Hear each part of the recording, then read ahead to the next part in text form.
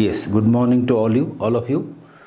So ಇವತ್ತು ಇನ್ನೊಬ್ಬ viceroy ಕುರಿತು ಚರ್ಚೆಯನ್ನು ಆರಂಭಿಸುವುದಕ್ಕಿಂತ ಮೊದಲು ಇವತ್ತು ವಿಶ್ವ ಮಹಿಳಾ ದಿನಾಚರಣೆ ಆಗಿರೋದ್ರಿಂದ ನಮ್ಮ ಎಲ್ಲ ಮಹಿಳಾ ವಿದ್ಯಾರ್ಥಿನಿಯರಿಗೆ ನಾನು ಹೃತ್ಪೂರ್ವಕವಾಗಿ ಮತ್ತು ಸಂತೋಷ್ ಲಾಡ್ ಫೌಂಡೇಶನ್ ವತಿಯಿಂದ ನಿಮಗೆ ಹಾರ್ದಿಕ ಶುಭಾಶಯಗಳನ್ನು ಎಲ್ಲ ಮಹಿಳಾ ಅಭ್ಯರ್ಥಿಗಳಿಗೆ ಕೋರುತ್ತಾ ನಿಮಗೆ ಬದುಕಿನಲ್ಲಿ ಯಶಸ್ಸು ಸಿಗಲಿ, ನೀವೆಲ್ಲ KS ಅಧಿಕಾರಿಗಳಾಗಲಿ ಅಂತ ಒಂದು ಶುಭ ಹಾರೈಕೆಯನ್ನು ಮಾಡ್ತಾ ಇವತ್ತಿನ ಚರ್ಚೆಯನ್ನು ಆರಂಭಿಸ್ತೇನೆ.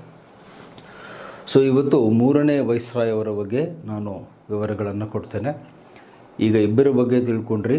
Lord Lytton as a bad model of administration, Lord Ripon as a good model, ಒಳ್ಳೆಯ ಆಡಳಿತದ ಮಾದರಿಯನ್ನು ರಿಪ್ಪನ್ನನ ಕಾಲದಲ್ಲಿ ನೋಡಿದ್ವಿ.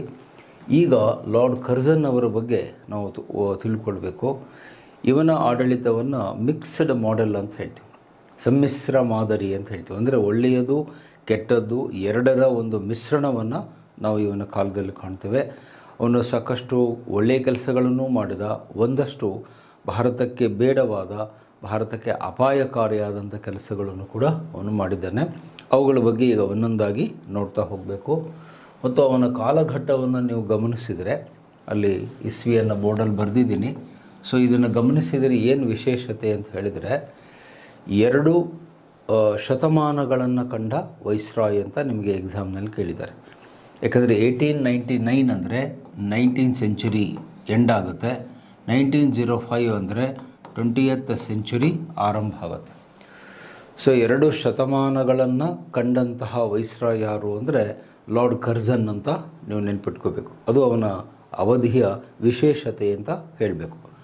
ಸೊ ಈಗ ಮೊಟ್ಟ ಮೊದಲನೇದಾಗಿ ಅವನ ಕಾಲದ ಅಂಶ ಅಂತ ಹೇಳಿದರೆ ಪೊಲೀಸ್ ಸುಧಾರಣೆಗಳು. ಸೊ ಪೊಲೀಸ್ ರಿಫಾರ್ಮ್ಸ್ ಅಂತ ಹೇಳ್ತೀವಿ. ಲಾರ್ಡ್ ಕರ್ಜನ್ ಅವರನ್ನು ರೈಟಿಂಗ್ ಪೇಜ್ ಕೊಡು. ಲಾರ್ಡ್ ಕರ್ಜನ್ ಅವರನ್ನು ಪೊಲೀಸ್ ಸುಧಾರಣೆಗಳ ಪಿತಾಮಹ ಅಂತ ಹೇಳ್ತೀವಿ. He is called a father of police reforms in India. ಇಲ್ಲಿ ವಿಶೇಷತೆ ಏನು ಅಂತ ಹೇಳಿದರೆ, ಈ ಪೊಲೀಸ್ ಸುಧಾರಣೆಗಳನ್ನ ಮಾಡುವುದರ ಅಗತ್ಯ ಏನಿತ್ತು ಅಂದರೆ, ಇವನ ಕಾಲದಲ್ಲಿ ಆಡಳಿತ ಬರೋಷ್ಟರಲ್ಲಿ ಕ್ರಾಂತಿಕಾರಿ ಚಟುವಟಿಕೆಗಳು ಜಾಸ್ತಿ ಆಗ್ತಾ ಇದ್ವು. ಅನೇಕ ಕ್ರಾಂತಿಕಾರಿ ಸಂಘಟನೆಗಳು ಹುಟ್ಕೊಂಡಿದ್ವು. HRA, Anushilan Samiti, Abhinav Bharat, Bharat Mata Society, HSRA, Hindustan Socialist Republican Association, ಮತ್ತು ಚಿತ್ತಗಾಂಗ್ ಬಾರ್ಡರ್ನಲ್ಲಿ IRA ಅಂತ ಬರುತ್ತೆ, ಸೂರ್ಯಸೇನವರ ಇಂಡಿಯನ್ ರೆವಲ್ಯೂಷನರಿ ಆರ್ಮಿ ಅಂತ. ಇನ್ನು ಮುಂತಾದ ಸಂಘಟನೆಗಳು ಬರ್ತಾ ಇದ್ದಿದ್ದರಿಂದ ಇವನು ಆಂತರಿಕ ಭದ್ರತೆಗೆ ಬಹಳಷ್ಟು ಆದ್ಯತೆಯನ್ನು ಕೊಟ್ಟ. ಆಂತರಿಕ ಭದ್ರತೆಯನ್ನು ನಾವು ಕಾಪಾಡಲಿಲ್ಲ ಅಂತ ಹೇಳಿದರೆ ದೇಶವನ್ನು ಆಳಲಿಕ್ಕೆ ಸಾಧ್ಯ ಇಲ್ಲ ಅಂಥೇಳಿ ಒಂದು ಆಯೋಗವನ್ನು ಅವನು ರಚಿಸ್ತಾನೆ. ಅದನ್ನು ಫ್ರೇಸರ್ ಕಮಿಷನ್ ಅಂತ ನಾವು ಹೇಳ್ತೀವಿ. ಸರ್ ಆ್ಯಂಡ್ರೂ ಫ್ರೇಸರ್ ಅವರು ಅದರ ಅಧ್ಯಕ್ಷರಾಗಿರ್ತಾರೆ. 1900ರಲ್ಲಿ ಅದರ ವರದಿ ಬರುತ್ತೆ. ಕ್ರಿಸ್ತಶಕ 1900ರಲ್ಲಿ ವರದಿ ಬರುತ್ತೆ. ಫ್ರೇಸರ್ ಕಮಿಷನ್ ಅಂತ ಹೇಳ್ತೀವಿ. ಸರ್ ಆ್ಯಂಡ್ರೂ ಫ್ರೇಸರ್ ಅವರ ಅಧ್ಯಕ್ಷತೆಯಲ್ಲಿ ಈ ಒಂದು ಆಯೋಗವನ್ನು ರಚಿಸ್ತಾನೆ.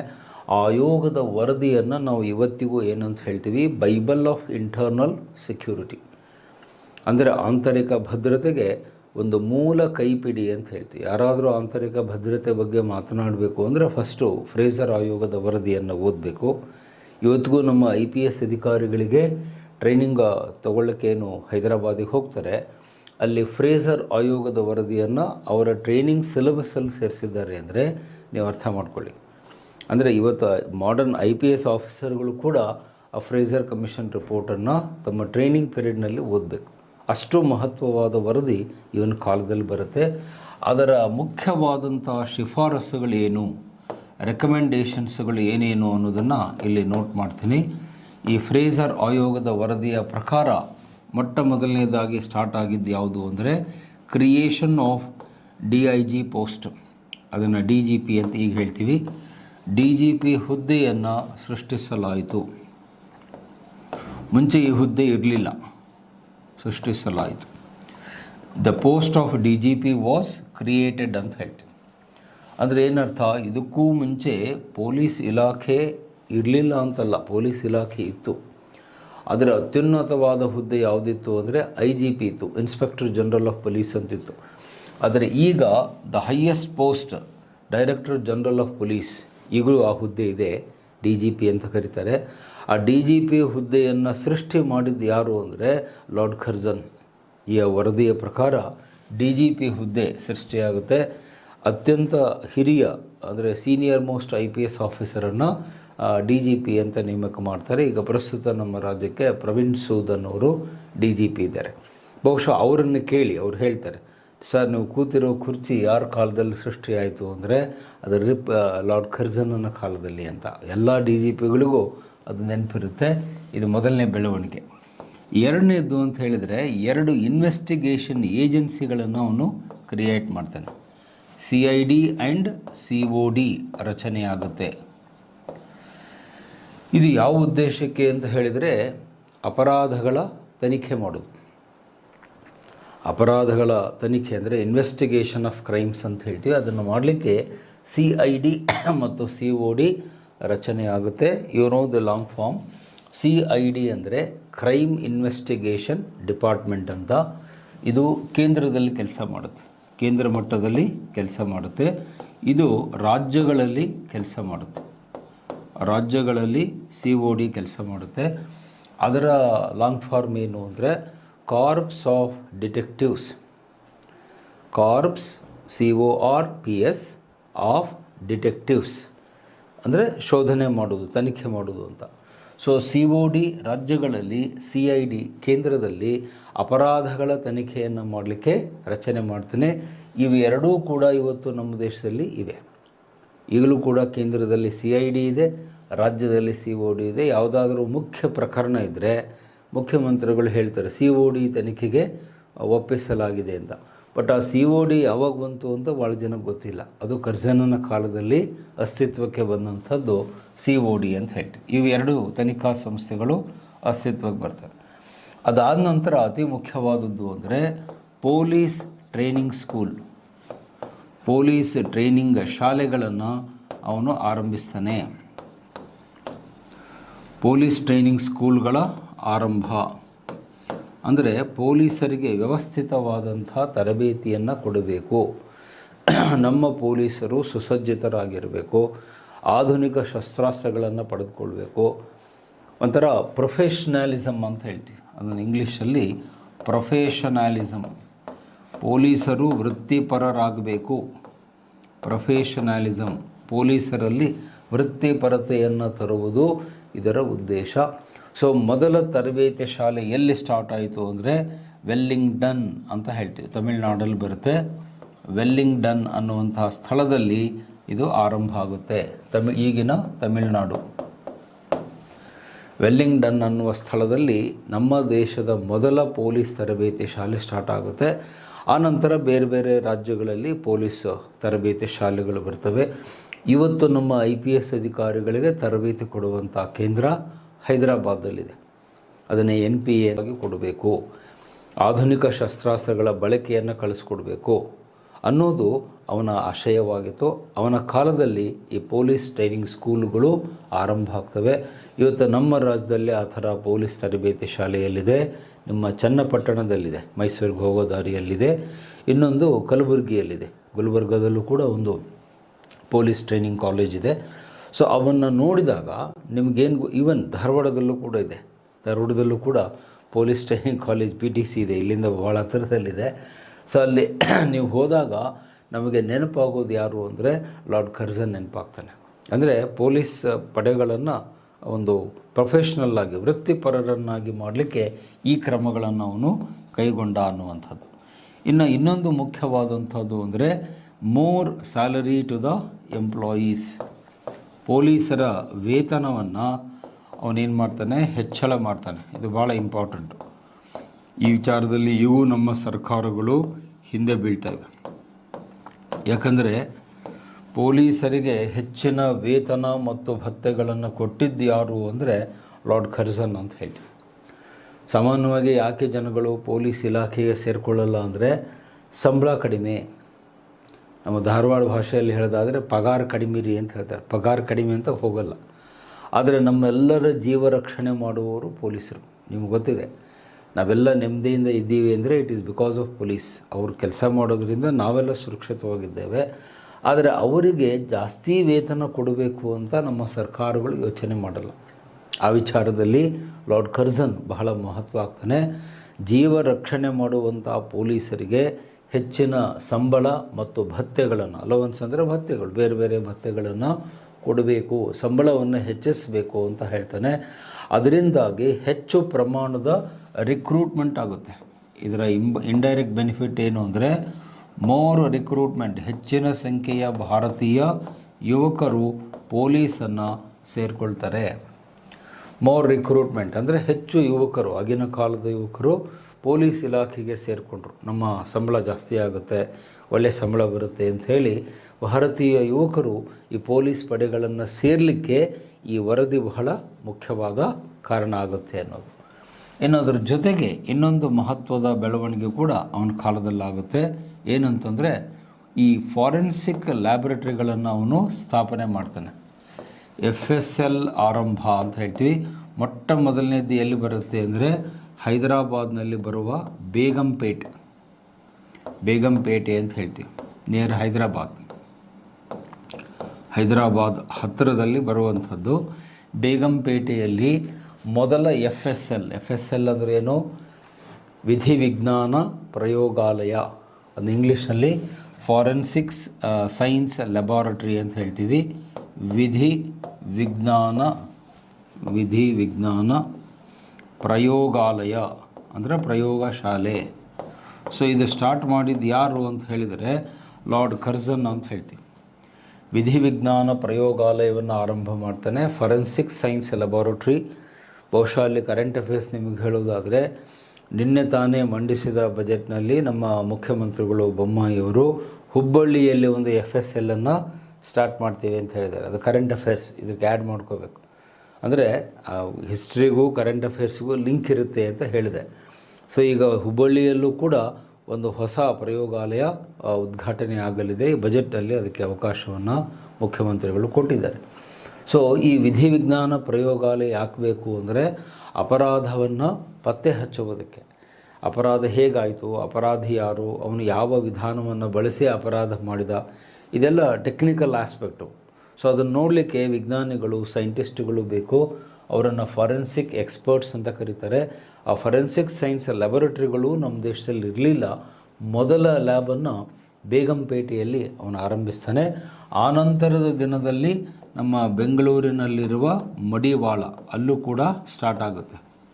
ಮಡಿವಾಳದಲ್ಲೂ ಕೂಡ ಇದೆ. ನೀವು ಬೆಂಗಳೂರಿಗೆ ಹೋದಾಗ ನೋಡ್ಕೊಂಬನ್ನಿ. ಬೆಂಗಳೂರಿನ ಹೊರವಲಯದಲ್ಲಿ ಬರುತ್ತೆ ಮಡಿವಾಳ ಅಂತ. ಅಲ್ಲಿ ಹೋದರೆ ದೊಡ್ಡ FSL ಪ್ರಯೋಗಾಲಯ ಇದೆ. ಪ್ರಮುಖವಾದ ಪ್ರಕರಣಗಳೆಲ್ಲ ಅಲ್ಲೇ ಹೋಗ್ತವೆ. ಕೊಲೆ ಪ್ರಕರಣಗಳು, ಲಂಚದ ಪ್ರಕರಣಗಳು, ವಿಡಿಯೋ ಟೇಪ್ ಪ್ರಕರಣಗಳು, ಆಡಿಯೋ ಟೇಪ್ ಪ್ರಕರಣಗಳು, ಅವೆಲ್ಲ ಟೆಸ್ಟ್ ಆಗೋದು ಎಲ್ಲಿ ಅಂದರೆ ಈ ಫಾರೆನ್ಸಿಕ್ಸ್ ಲ್ಯಾಬಲ್ಲಿ. ಸೊ ಹೀಗೆ ಒಂದು ಮಾತಲ್ಲಿ ಹೇಳೋದಾದರೆ ಈ ಎಲ್ಲ ಬದಲಾವಣೆಗಳನ್ನು ಪೊಲೀಸ್ ಇಲಾಖೆಯಲ್ಲಿ ಮಾಡಿದ್ದಕ್ಕೆ ನಾವು ಕರ್ಜನ್ ಅವರನ್ನು ಏನಂತ ಕರಿತೇವೆ? ಪೊಲೀಸ್ ಸುಧಾರಣೆಗಳ ಪಿತಾಮಹ. ಅವರ್ ನೆನ್ಪಿಟ್ಕೊಳ್ಳಿ, father of police reforms in India. ಮತ್ತು ಅದನ್ನು ಕೊಟ್ಟಂಥ ವರದಿ ಹೆಸರು ಕೂಡ ನೆನ್ಪಿಟ್ಕೊಳ್ಳಿ, ಎಕ್ಸಾಮ್ನಲ್ಲಿ ಕೇಳ್ತಾನೆ, ಫ್ರೇಜರ್ ಆಯೋಗ. ಸರ್ ಆ್ಯಂಡ್ರ್ಯೂ ಫ್ರೇಜರ್ ಅನ್ನೋರು ಚೇರ್ಮನ್ ಆಗಿದ್ದರಿಂದ ಫ್ರೇಜರ್ ಕಮಿಷನ್ ಅಂತ ಹೇಳ್ತಾರೆ. ಅದರ ಶಿಫಾರಸು ನಮ್ಮ ಪೊಲೀಸ್ ಇಲಾಖೆಯನ್ನು ಮತ್ತಷ್ಟು ಬಲಗೊಳಿಸಿ, ಆಧುನೀಕರಣಗೊಳಿಸಿ, ಒಂದು ವ್ಯವಸ್ಥಿತವಾಗಿ ಪೊಲೀಸ್ ಇಲಾಖೆ ಕೆಲಸ ಮಾಡುವಂತೆ ಇವನು ಮಾಡ್ತಾನೆ. ಅವನ ಈ ಕೊಡುಗೆಯನ್ನು ನಾವು ಮರೆಯುವಂತಿಲ್ಲ. ಯಾರೇ ಪೊಲೀಸ್ ಇಲಾಖೆಗೆ ಹೋದರೆ ಫಸ್ಟ್ ನಮಗೆ ನೆನಪಿಗೆ ಬರೋದು ಯಾರು ಅಂದರೆ ಲಾರ್ಡ್ ಕರ್ಜನ್ ಅನ್ನೋದನ್ನು ನೆನಪಿಟ್ಕೊಳ್ಳಿ. ಸೊ ಈಗ ಮುಂದಿನ ಸ್ಲೈಡಿಗೆ ಹೋಗ್ತೀನಿ, ನೆಕ್ಸ್ಟ್ ಪಾಯಿಂಟಿಗೆ ಹೋಗ್ತೀನಿ. Agriculture reforms, point number 2, agriculture reforms. Yes, so ಇದು ಲಾರ್ಡ್ ಕರ್ಜನ್ನನ ಎರಡನೆಯ ಒಂದು ಕೊಡುಗೆ ಅಂತ ಹೇಳ್ತೀವಿ. ಭಾರತದಲ್ಲಿ ಕೃಷಿ ಸುಧಾರಣೆಗಳನ್ನು ಅವನು ಜಾರಿಗೆ ತಂದ. ನೋಡಿ, ಇದಕ್ಕಿಂತ ಮುಂಚೆ ಬಂದಂಥ ವೈಸ್ರಾಯ್ಗಳು ಕೃಷಿ ವಲಯಕ್ಕೆ ಒತ್ತು ಕೊಟ್ಟಿರಲಿಲ್ಲ. ಇದನ್ನು ಗಮನಿಸಬೇಕು. ಅಂದರೆ ಬರೀ ಕೈಗಾರಿಕೆಯ ಬಗ್ಗೆ, ವ್ಯಾಪಾರ ವಾಣಿಜ್ಯ ಬಗ್ಗೆ ಅವರು ಗಮನಿಸಿದರೆ ಹೊರತು ನಮ್ಮ ದೇಶ ಕೃಷಿ ಪ್ರಧಾನವಾದ ದೇಶ ಆಗಿದ್ದರಿಂದ ಅದನ್ನು ಡೆವಲಪ್ ಮಾಡಲಿಕ್ಕೆ ಅವರು ಯಾವುದೇ ಕ್ರಮವನ್ನು ಕೈಗೊಂಡಿರಲಿಲ್ಲ. ಆದರೆ ಇವನೇನು ಮಾಡ್ತಾನೆ, ಒಂದು ಆಯೋಗವನ್ನು ರಚಿಸ್ತಾನೆ. ಅದನ್ನು ಸ್ಕಾಟ್ ಕಮಿಷನ್ ಅಂತ ಕರಿತೀವಿ. Scott commission. ಸೊ 1902ರಲ್ಲಿ ಅದು ರಚನೆಯಾಗುತ್ತೆ. ಸ್ಕಾಟ್ ಆಯೋಗ ಅಂತ ಹೇಳ್ತೀವಿ. ಪೂರ್ತಿ ಹೆಸರು ಕಾಲಿನ್ ಸ್ಕಾಟ್ ಅಂತ, ಕಾಲಿನ್ ಸ್ಕಾಟ್ ಕಮಿಷನ್ ಅಂತ ಬರುತ್ತೆ. ಈ ಆಯೋಗದ ಶಿಫಾರಸಿನ ಮೇರೆಗೆ ಸಾಕಷ್ಟು ಬದಲಾವಣೆಗಳನ್ನು ಕೃಷಿ ವಲಯದಲ್ಲಿ ಮಾಡ್ತಾನೆ. ಯಾಕಂದರೆ ಭಾರತ ಕೃಷಿ ಪ್ರಧಾನವಾದ ದೇಶವಾಗಿದ್ದರಿಂದ ಕೃಷಿಯಲ್ಲಿ ಇಂಪ್ರೂವ್ಮೆಂಟ್ ಮಾಡಲಿಕ್ಕೆ ಹಲವಾರು ಕ್ರಮಗಳನ್ನು ಅಥವಾ ಶಿಫಾರಸುಗಳನ್ನು ಅವರು ಮಾಡ್ತಾರೆ. ಅದರಲ್ಲಿ ಪ್ರಮುಖವಾದದ್ದು ಯಾವುದು ಅಂತ ನೀವು ನೋಡಬೇಕು. ಅದರಲ್ಲಿ ಫಸ್ಟ್ ಪಾಯಿಂಟ್ ಯಾವುದು, ಶಿಫಾರಸುಗಳಲ್ಲಿ ಮೊದಲನೇ ಪಾಯಿಂಟ್ ಯಾವುದು ಅಂದರೆ, ಮೊಟ್ಟ ಮೊದಲ ಕೃಷಿ ಸಂಶೋಧನಾ ಕೇಂದ್ರವನ್ನು ಸ್ಟಾರ್ಟ್ ಮಾಡಲಾಗುತ್ತೆ. ಕೃಷಿ ಸಂಶೋಧನಾ ಕೇಂದ್ರ ಆರಂಭ ಆಗುತ್ತೆ. ಎಲ್ಲಿ? ಪೂಸಾ ಅನ್ನುವ ಸ್ಥಳದಲ್ಲಿ, ಬಿಹಾರ್ನಲ್ಲಿ ಬರುತ್ತೆ ಪೂಸಾ ಅಂತ. ಅಲ್ಲಿ ನಮ್ಮ ದೇಶದ ಮೊದಲ ಕೃಷಿ ಸಂಶೋಧನಾ ಕೇಂದ್ರವನ್ನು ಆರಂಭಿಸ್ತಾನೆ. ಮುಂದೆ ಅದೇನಾಗುತ್ತೆ, ಫಸ್ಟ್ ಅಗ್ರಿಕಲ್ಚರಲ್ ಕಾಲೇಜ್ ಆಗುತ್ತೆ. ನಮ್ಮ ದೇಶದ ಮೊದಲ ಕೃಷಿ ವಿಶ್ವವಿದ್ಯಾಲಯ ಆಗುತ್ತೆ. ಪೂಸಾ ಅಂತ name of the place. So ಅಲ್ಲಿ ಮೊದಲ ಕೃಷಿ ಸಂಶೋಧನಾ ಕೇಂದ್ರವನ್ನು ತೆರಿತಾನೆ. ಆಮೇಲೆ ದೇಶಾದ್ಯಂತ ಕೃಷಿ ಕಾಲೇಜುಗಳನ್ನು, ಅಗ್ರಿಕಲ್ಚರಲ್ ಕಾಲೇಜಸ್ ಅಂತ ಹೇಳ್ತೀವಿ. ಸೊ ಅಗ್ರಿಕಲ್ಚರ್ ಕಾಲೇಜುಗಳನ್ನು ಅವನೇನು ಮಾಡ್ತಾನೆ, ದೇಶಾದ್ಯಂತ ಆರಂಭಿಸ್ತಾನೆ. ಕೃಷಿ ವಲಯದಲ್ಲಿ ಸಂಶೋಧನೆ ಮಾಡಲಿಕ್ಕೆ ಕೃಷಿ ಕಾಲೇಜುಗಳು, ಅಗ್ರಿಕಲ್ಚರಲ್ ಕಾಲೇಜುಗಳನ್ನು ಸ್ಟಾರ್ಟ್ ಮಾಡಿದ್ಯಾರು ಅಂದರೆ ಲಾರ್ಡ್ ಕರ್ಜನ್. ಇದು ಅವನ ಅತಿ ಮುಖ್ಯವಾದ ಕೊಡುಗೆ. ಎರಡನೇದು, ಪ್ರತಿ ಜಿಲ್ಲೆಗಳಲ್ಲಿ ARCಗಳು ಆರಂಭ ಆಗುತ್ತೆ. ARCಗಳ ಸ್ಥಾಪನೆ. ಏನು ಸರ್ ಅದು ARC ಅಂತಂದರೆ ಲಾಂಗ್ ಫಾರ್ಮ್ ಏನು ಅಂತ ನೀವು ಕೇಳ್ಬೋದು. ಬಹುಶಃ ನಿಮ್ಮ ಊರಲ್ಲೂ ಈ ಬೋರ್ಡ್ ನೋಡಿರ್ತೀರಿ, ಹಸಿರು ಬಣ್ಣದ ಬೋರ್ಡ್ ಇರುತ್ತೆ. ಏನು ಹೇಳಿ? Agriculture research centre. Very good. Agriculture research centre ಅಂತ ಬೋರ್ಡ್ ನೋಡಿರ್ತೀರಿ. ಕೃಷಿ ಸಂಶೋಧನಾ ಕೇಂದ್ರ, ಪ್ರತಿ ಜಿಲ್ಲೆಯಲ್ಲಿ ಒಂದು ಕೃಷಿ ಸಂಶೋಧನಾ ಕೇಂದ್ರ ಮಾಡಿ ಅಲ್ಲಿ ಸಾಯಿಲ್ ಸೈಂಟಿಸ್ಟ್ಗಳನ್ನು ಏನು ಮಾಡ್ತಾನೆ, ಅಪಾಯಿಂಟ್ ಮಾಡ್ತಾನೆ. ಸಾಯಿಲ್ ಸೈಂಟಿಸ್ಟ್ ಅಂದರೆ ಮಣ್ಣು ತಜ್ಞರನ್ನು, ಮಣ್ಣು ವಿಜ್ಞಾನಿಗಳನ್ನು ಅಪಾಯಿಂಟ್ ಮಾಡಿ ಸಂಶೋಧನೆ ನಡೆಸಿ ಆ ಮಣ್ಣಿನ ಒಂದು ಸರ್ವೆಯನ್ನು ಮಾಡಿಸ್ತಾನೆ. ಬಹುಶಃ ನಮ್ಮ ದೇಶದಲ್ಲಿ ಮೊಟ್ಟ ಮೊದಲ NSS ಮಾಡಿದ್ದು ಯಾರು ಅಂತ ಹೇಳಿದರೆ ಆ ಕೀರ್ತಿ ಲಾರ್ಡ್ ಕರ್ಜನನಿಗೆ ಹೋಗುತ್ತೆ. NSS ಸರ್ವೆಯನ್ನು ಅವನು ಮಾಡಿಸ್ತಾನೆ. What is NSS? ನೀವು ಕಾಲೇಜಲ್ಲಿ ಮಾಡಿದಂಥ NSS ಅಲ್ಲ, ಅದು ಬೇರೆ. ಗುದ್ಲಿ ಹಿಡ್ಕೊಂಡು, ಸಲ್ಕೆ ಹಿಡ್ಕೊಂಡು, ಫೋಟೋ ತೆಗೆಸ್ಕೊಂಡು ಸ್ಟೇಟಸ್ ಸೆಲ್ಫಿ ಹಾಕ್ಕೊಳ್ಳೋದು, ಅದು ಬೇರೆ. ಇಲ್ಲಿ NSS ಅಂದರೆ ನ್ಯಾಷನಲ್ ಸಾಯಿಲ್ ಸರ್ವೆ. ಕರೆಕ್ಟಾಗಿ ಬರ್ಕೊಡ್ರಿ. ನ್ಯಾಷನಲ್ ಸಾಯಿಲ್ ಸರ್ವೆ, ರಾಷ್ಟ್ರೀಯ ಮಣ್ಣು ಸಮೀಕ್ಷೆ. ಅಂದರೆ ರಾಷ್ಟ್ರ ಮಟ್ಟದಲ್ಲಿ ಮಣ್ಣಿನ ಸಮೀಕ್ಷೆ ಮಾಡಿ ನಮ್ಮ ದೇಶದ ಯಾವ್ಯಾವ ಭಾಗದಲ್ಲಿ ಯಾವ್ಯಾವ ಮಣ್ಣಿದೆ, ಕೆಂಪು ಮಣ್ಣು ಎಲ್ಲಿದೆ, ಕರಿ ಮಣ್ಣು ಎಲ್ಲಿದೆ, ಜಂಬಿಟ್ಟಿಗೆ ಮಣ್ಣು ಎಲ್ಲಿದೆ, ರೇವೆ ಮಣ್ಣು ಎಲ್ಲಿದೆ, ಅಲೂವಿಯಲ್ ಸಾಯಿಲ್ ಎಲ್ಲಿದೆ, ಸೆಡಿಮೆಂಟ್ರಿ ಸಾಯಿಲ್ ಎಲ್ಲಿದೆ, ಅವೆಲ್ಲ ಜಾಗ್ರಫಿಯಲ್ಲಿ ಸರ್ ಹೇಳ್ತಾರೆ. ಆ ಬೇರೆ ಬೇರೆ ಪ್ರಕಾರದ ಮಣ್ಣುಗಳಿಗೆ ಯಾವ್ಯಾವ ಸೀಸನ್ನಲ್ಲಿ ಯಾವ್ಯಾವ ಬೆಳೆಗಳನ್ನು ಹಾಕಬೇಕು, ಅದಕ್ಕೆ ಕ್ರಾಪಿಂಗ್ ಪ್ಯಾಟರ್ನ್ ಅಂತ ಈಗಲೂ ಕರೀತಾರೆ ಸರ್ಕಾರದಲ್ಲಿ. ಬೆಳೆ ನಮೂನೆ ಅಥವಾ ಬೆಳೆ ಬೇಸಾಯ ಪದ್ಧತಿ ಅಂತ ಹೇಳ್ತೀವಿ.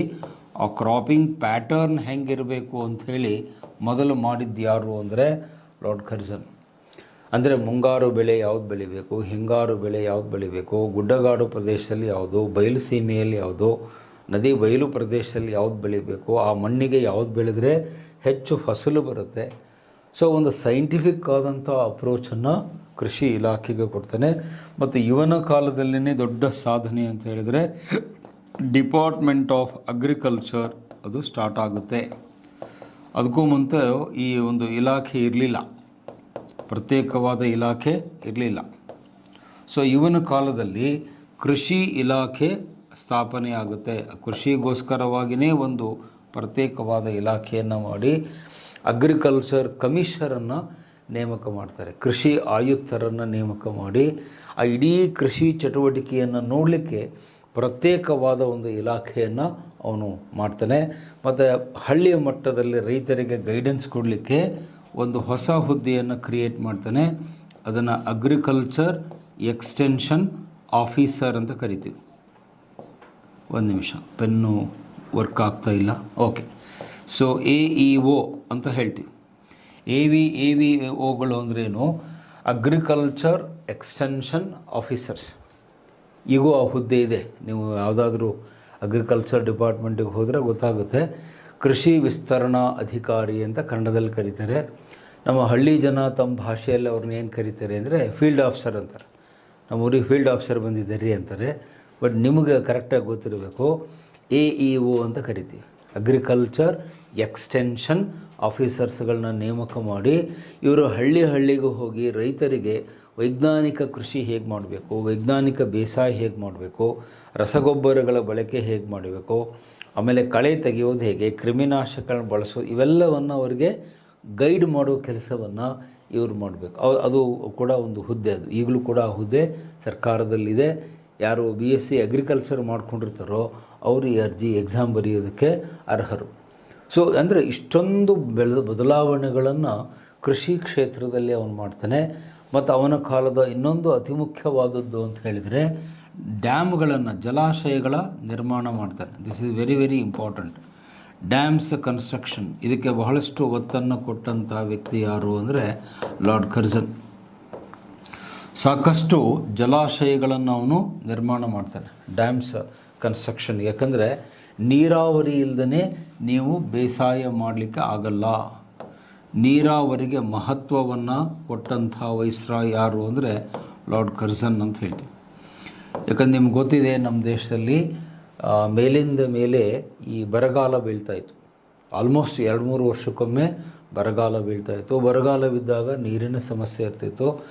ಹಾಗಾಗಿ ಒಳ್ಳೆಯ ಮಳೆಗಾಲ ಬಂದಾಗ ಆ ನೀರನ್ನು ಜಲಾಶಯಗಳಲ್ಲಿ ಸಂಗ್ರಹ ಮಾಡಿ ಸ್ಟೋರ್ ಮಾಡಿ ಇಟ್ಕೊಂಡು ನೀರು ಇಲ್ಲದೇ ಇದ್ದಾಗ ಬಳಸ್ಕೊಳ್ಳೋ ಒಂದು ಮೆಥಡಿಗೆ ನಾವು ನೀರಾವರಿ, ಇರಿಗೇಷನ್ ಅಂತ ಹೇಳ್ತೀವಿ. ಆ ನೀರಾವರಿಗೆ ಮಹತ್ವವನ್ನು ಕೊಟ್ಟವನು ಲಾರ್ಡ್ ಕರ್ಜನ್. 10 ಜಲಾಶಯಗಳನ್ನು ಅವನು ನಿರ್ಮಾಣ ಮಾಡ್ತಾನೆ. ಆಮೇಲೆ ನಾಲೆಗಳನ್ನು ಅಂದರೆ ಕೆನಾಲ್ಸ್ ಅಂತ ಹೇಳ್ತೀವಿ, ಕೆನಾಲ್ಸ್ಗಳನ್ನು ಕೂಡ ಸಾಕಷ್ಟು ಪ್ರಮಾಣದಲ್ಲಿ ಅವನು ನಿರ್ಮಾಣ ಮಾಡ್ತಾನೆ. ಕನ್ಸ್ಟ್ರಕ್ಷನ್ ಆಫ್ ಕೆನಾಲ್ಸ್ ಅಂತ ಹೇಳ್ತೀವಿ, ಅಂದರೆ ಕಾಲುವೆ. ನಮ್ಮ ಕಡೆಗೆ ಕಾಲುವೆ ಅಂತೀವಿ, ಬೆಂಗಳೂರು ಮೈಸೂರು ಕಡೆ ಜನ ನಾಲೆ ಅಂತ ಕರೀತಾರೆ. ಎಲ್ಲ ಒಂದೇ, ನಾಲೆ ಅಂದರೂ ಒಂದೇ, ಕಾಲುವೆ ಅಂದರೂ ಒಂದೇ. ಇಂಗ್ಲೀಷ್ನಲ್ಲಿ ಕೆನಾಲ್ಸ್ ಅಂತ ಹೇಳ್ತೀವಿ. ಆ ಕೆನಾಲ್ಸ್ಗಳನ್ನ ಕಟ್ಟುವುದಕ್ಕೆ ಅವನು ಆದ್ಯತೆ ಕೊಡ್ತಾನೆ. ಅದಕ್ಕೋಸ್ಕರವಾಗಿ ಬೇರೆ ಇನ್ನೊಂದು ಡಿಪಾರ್ಟ್ಮೆಂಟನ್ನು ಸ್ಟಾರ್ಟ್ ಮಾಡ್ತಾನೆ. ಆ ಡಿಪಾರ್ಟ್ಮೆಂಟ್ ಇವತ್ತಿಗೂ ಕೂಡ ಇದೆ. ಏನದು? ಡಿಪಾರ್ಟ್ಮೆಂಟ್ ಆಫ್ ಇರಿಗೇಷನ್, ನೀರಾವರಿ ಇಲಾಖೆ ಅಂತ ಅದನ್ನು ಕರೀತಾರೆ. ಈಗಲೂ ಕೂಡ ಸರ್ಕಾರದಲ್ಲಿ ಈ ಇಲಾಖೆ ಇದೆ. ಇನ್ಫ್ಯಾಕ್ಟ್ ಎಲ್ಲರೂ ಅದೇ ಇಲಾಖೆ ಬೇಕು ಅಂತ ಜಗಳಾಡ್ತಾರೆ. ಮಿನಿಸ್ಟರ್ ಆಗಬೇಕಾದಾಗ ನಮಗೆ ನೀರಾವರಿ ಇಲಾಖೆ ಬೇಕು, ನಮ್ಮ ರೇವಣ್ಣವರ ಇಲಾಖೆ ಅದು, HD ರೇವಣ್ಣವ್ರದ್ದು. ಅವ್ರು ಯಾವಾಗೇ ಸರ್ಕಾರಕ್ಕೆ ಬಂದರೂ ಫಿಕ್ಸ್ ಅದು, ನಮಗೆ ಇದನ್ನೇ ಕೊಡಿ ಅಂತ. ಕಾರಣ ಏನು ಅಂತ ನಾನು ಹೇಳಿಕ್ಕೆ ಹೋಗಲ್ಲ, ನಿಮಗೆ ಅರ್ಥ ಆಗುತ್ತೆ. ಡಿಪಾರ್ಟ್ಮೆಂಟ್ ಆಫ್ ಇರಿಗೇಷನ್, ಯಾರು ಕೇಳಿದ್ರು ನೀರಾವರಿ ಇಲಾಖೆ ಬೇಕು ಅಂತ ಕೇಳ್ತಾರೆ. ಆದರೆ ಈ ಇಲಾಖೆ ಸ್ಟಾರ್ಟ್ ಆಗಿದ್ದು ಯಾವಾಗ ಅಂತ ಭಾಳ ಜನಕ್ಕೆ ಗೊತ್ತಿಲ್ಲ. ಅದು ಕರ್ಜನನ ಕಾಲದಲ್ಲಿ ಸ್ಟಾರ್ಟ್ ಆಗುತ್ತೆ. ಸೊ ಹಾಗಾಗಿ ಈ ಎಲ್ಲ ಬದಲಾವಣೆಗಳನ್ನು ಕೃಷಿ ಕ್ಷೇತ್ರದಲ್ಲಿ ಮಾಡಿದ್ದಕ್ಕೆ ಇಫೆಕ್ಟ್ ಏನಾಯಿತು, ಪರಿಣಾಮ ಏನಾಯ್ತು ಸರ್ ಅಂತ ನೀವು ಕೇಳಿದರೆ, 17% ಕೃಷಿ ಉತ್ಪಾದನೆ ಅಲ್ಲಿ ಜಾಸ್ತಿ ಆಯಿತು. ಕೃಷಿ ಏನು ಇಳುವರಿ ಅಂತಾರೆ, ಅದಕ್ಕೆ ಕೃಷಿ ಇಳುವರಿ ಹೆಚ್ಚಾಯಿತು. ಇದು ಅದರ ಸಕ್ಸಸ್ಫುಲ್ ಅಂತ ಹೇಳ್ತೀವಿ. ಈ ಎಲ್ಲ ಬದಲಾವಣೆಗಳನ್ನ ಮಾಡಿದ್ರಿಂದ 17% ಕೃಷಿ ಇಳುವರಿ ಅಥವಾ ಉತ್ಪನ್ನ ಅಧಿಕವಾಯಿತು, ಹೆಚ್ಚಾಯಿತು. ಇವೆಲ್ಲ ವೈಜ್ಞಾನಿಕವಾದ ಕ್ರಮಗಳನ್ನ ಕೈಗೊಂಡಿದ್ದಕ್ಕೆ. ಹಾಗಾಗಿ ಇವತ್ತಿಗೂ ಕೂಡ ನಾವು ಯಾರಾದರೂ ಕೃಷಿ ವಲಯದ ಬಗ್ಗೆ ಮಾತಾಡೋದಿದ್ದರೆ ಫಸ್ಟು ನಾವು ಯಾರನ್ನ ನೆನ್ಪು ಮಾಡ್ಕೊಳ್ತೀವಿ? ಲಾರ್ಡ್ ಕರ್ಜನ್ನ ನೆನ್ಪು ಮಾಡ್ಕೊಳ್ತೀವಿ. ಮತ್ತು ಅವನಿಗೆ ಇತಿಹಾಸದಲ್ಲಿ ಒಂದು ಟೈಟಲ್ ಕೊಟ್ಟಿದ್ದಾರೆ, ಫಾದರ್ ಆಫ್ ಅಗ್ರಿಕಲ್ಚರ್ ರಿಫಾರ್ಮ್ಸ್, ಕೃಷಿ ಸುಧಾರಣೆಗಳ ಪಿತಾಮಹ ಅಂತ ನಾವು ಲಾರ್ಡ್ ಕರ್ಜನನ್ನು ಹೇಳ್ತೇವೆ. ಸೊ ಭಾರತ ಕೃಷಿ ಪ್ರಧಾನ ದೇಶವಾಗಿದ್ದರಿಂದ ಕರ್ಜನ್ನನ ಕೊಡುಗೆ ಇಲ್ಲಿ ಅಪಾರವಾಗಿದೆ. ಅದರಲ್ಲಿ ಎರಡನೇ ಮಾತಿಲ್ಲ, ಸಂಶಯ ಇಲ್ಲ. ಅದಕ್ಕಾಗಿ ನಾವು ಅವನಿಗೆ ಒಂದು ಥ್ಯಾಂಕ್ಸನ್ನು, ಕೃತಜ್ಞತೆಯನ್ನು ಸಲ್ಲಿಸಬೇಕು. ಕೃಷಿ ಇಲಾಖೆಯನ್ನು ಬಲಪಡಿಸಿ ನಮ್ಮ ಇಳುವರಿಯನ್ನು, ಉತ್ಪನ್ನವನ್ನು ಹೆಚ್ಚಿಸಿ ರೈತರಿಗೆ ಅನುಕೂಲವಾಗುವಂಥ ಕೆಲಸವನ್ನು ಅವನು ಮಾಡಿದ, ಅದಕ್ಕಾಗಿ ನಾವು ಅವನಿಗೆ ಋಣಿಯಾಗಿದ್ದೇವೆ, ಆಭಾರಿಯಾಗಿದ್ದೇವೆ ಅಂತ ಹೇಳ್ತೀವಿ. ಸೊ ಇದು ಅವನ ಕಾಲದ ಎರಡನೆಯ ಸಂಗತಿ. ದೆನ್ ನೆಕ್ಸ್ಟ್ ಮುಂದಿನ ಅವನ ವಿಷಯದ ಬಗ್ಗೆ ಹೋಗ್ತೇನೆ. ಪೇಪರ್ ಕರೆನ್ಸಿ ಆ್ಯಕ್ಟ್, ಇದು ಕೂಡ 1902ರಲ್ಲಿ ಜಾರಿಗೆ ಬಂದಂತಹ ಒಂದು ಘಟನೆ. ಸೊ ಪೇಪರ್ ಕರೆನ್ಸಿ ಆ್ಯಕ್ಟ್ ಅಂದರೆ ಅದರ ಅರ್ಥ ಇಷ್ಟೇ, ಮುಂಚೆ ನಮ್ಮ ದೇಶದಲ್ಲಿ ಕಾಗದದ ಕರೆನ್ಸಿ ನೋಟುಗಳು ಇರಲಿಲ್ಲ. ಹಾಗಾದರೆ ಏನು ಸರ್ ನಾವು ಬಳಸ್ತಿದ್ವಿ ಅಂದರೆ ಬರೀ ನಾಣ್ಯಗಳನ್ನು ಬಳಸ್ತಾ ಇದ್ವಿ.